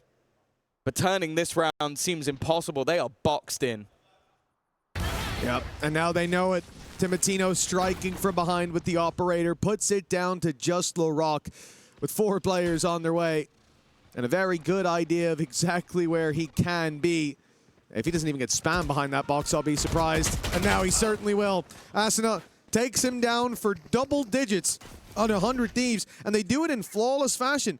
If you thought their money was a problem before, it most definitely will be now. And for BBL, after a close, incredibly close first map, going to OT, and then a dominant second in their favor, seems like they might be running out of steam at the very last moment. It's been a back and forth series. Even the way that first map started, it looked like there was an opportunity for 100 Thieves to run away with it. Then the same for BBL. Then map number 2, after 100 Thieves took the victory, I was going in saying, oh, they need to have a dominant half. Well, they had a dominant 13 rounds in a row. And now, this map has been anything but dominance. It's been back and forth all the way through. 3 rounds in a row is the most that any team has managed to garner in a streak. And well, after a few in a row, that's the moment that a pause comes through. I believe from the BBL coaching staff, a chance potentially for them to get some wise words from Key, but it's a scenario where, yeah, you fought tooth and nail. You've shown that maybe there's more depth to your map pool than you might have expected with Split, and obviously Haven being a little bit further down their pecking order. But if this is the first time we see 4 rounds in a row in this map, I wonder if it might be the trigger towards the end. Well, this is the last stand of BBL. 100 Thieves are about to hit 11. It will have to be a gargantuan effort to get back into the game if they lose this one. And the full buy comes into play. No credits for the next spam from Asuna. He's put under pressure. Vora delivers, but the kills, at least for now, not picking a favorite. Trading back and forth. Kreven's done his work, but there is much more to be done. BBL calling the freeze for now, or perhaps the full-on retreat. Leaving the A site, making their way. If it's towards those pings, I fear they may go C. Okay, into the window. I think they were saying be careful of the C push, and that's a good thing because now look at where Timotino is. The operator's waiting on C, watching for Garage, watching for C long. But the B site, the easier fight. Still Bang to deal with. He's actually stepped away. Antisturi could deny them. Look at the position of Vora. You don't play this spot for no reason. He's trying to get them, and he's caught Loiter, his 3rd kill of the round already. Rose will get his own ultimate online from this plant, but it's finding a position where he's able to use it that's going to be far more of a problem. In fact, I think he's just going to have to commit to playing the site alongside his teammate, Larocque at the back. That's Bang spotted, but the other 2 are still unknown. There could be a player flanking through middle that they have to be aware of. The spam shot's not bad, but not quite the kill, and Bang leaves it now just to Rose. A nice first shot, but he's so desperately low, but he gets them all! 5 HP for Rose! But once again, he shows those thorns. It seemed like it was BBL's darkest day, and Rose decides to bloom. A fantastic clutch from a man on 5 HP against players held in much higher regard than him. That is something else. It was an even trade situation to start this out, but it looked like the work was done. The game was over, and just like that. I didn't believe for a second. Not 1 second, especially when I see Timotino jump across to bait for his teammate. It looked like the freest kill of all time, but somehow Rose has managed to land the shots. 3 rounds in a row, we mentioned it. Nobody has broken that trend throughout this map so far, and still nobody has broken that trend. It took a 1 versus 3, and 4. Lucky to be alive is Vora. Go, go, go! Joke's over. Oh, the run it back from Asuna right away. They heard players in mid, and he just wants to full pressure them. Still plenty of room left on that for him to find a battle, but not one that he wins. Rose dealing with that ultimate. Take flight. And BBL have plenty of their own in response to Hunter's Fury that had a lot of impact for 100 Thieves in the previous round. Now online for Rose thanks to his big clutch. The finger guns there. If Lover's Rock wants to up the pace and play pace even without that operator, might be the way to entry into Garage. And indeed it will be. Activated, fired in, and now with the stun, this becomes very dangerous, but that Molly has bought Asuna a lot of time. He's able to slip out, he's made it to long. He should have been dead to rights. That paranoia also helped him. Bang slowed them down, walking on the other side, but Larocque's won the fight. Spike now going back towards A. An aggressive push coming in, but the lurk of Kreven has been dealt with.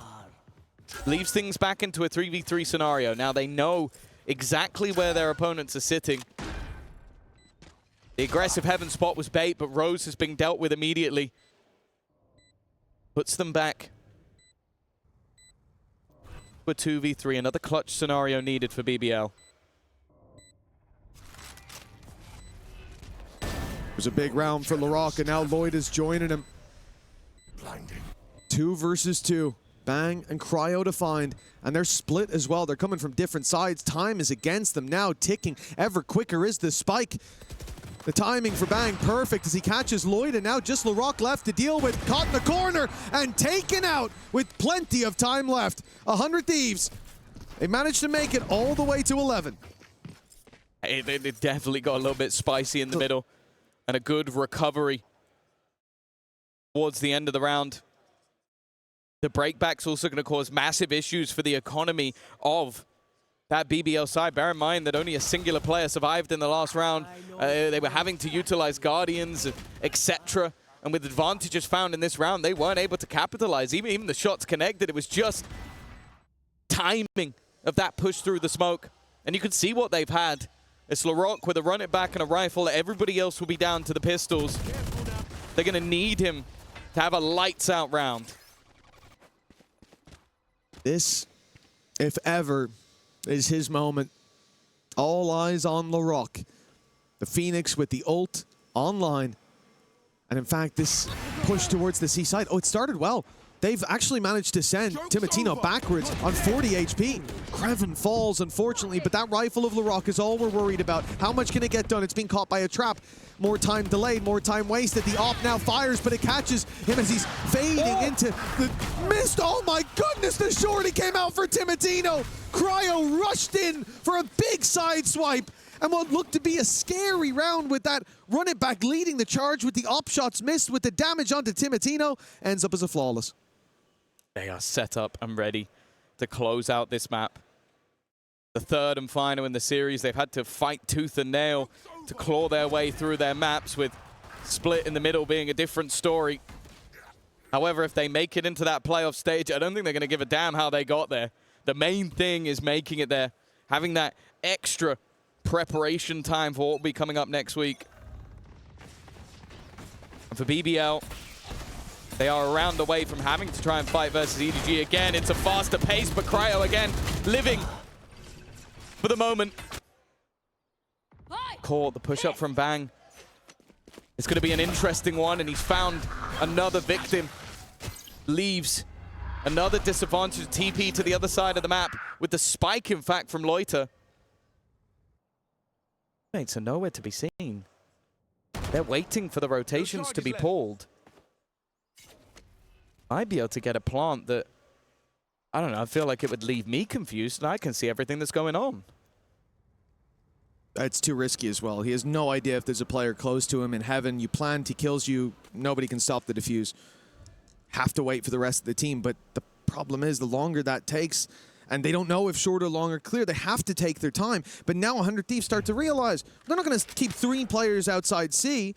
They're going to push. They're going to go through mid, through garage, see that nobody's there. Eventually, you're going to have Asuna check C long. No one's there. And all the pieces start to add up and starts to make sense. 30 seconds on the clock. And as soon as they're spotted here, there's going to be a player on their back immediately. BBL should expect that. No noise across the map. Somebody must be contacting somewhere. But can they expect them to be this close? Bang. Drawing their eye to start with. Still has a paranoia, and that's going to be set up any moment now. They're waiting for it. In fact, there's the paranoia. Now the swing comes through, and he misses. It's a whiff from Timotino. A lifeline for a BBL that looked dead to rights moments ago. 3 players all from the same angle. A spray down could solve this, could give BBL another chance, but Loida has to do it all. Rose showed him it was possible, but not this time. 100 Thieves, 13-9, with a bounce back from the desolation of Split. They've locked in and planted their flag in playoffs. Last year at EWC, they were placed into the group of death. Of course, a lot has changed since then. New players, new blood. I think Timotino has definitely been one of the most exciting to add into this roster. But the changes of coaching staff as well have brought them to a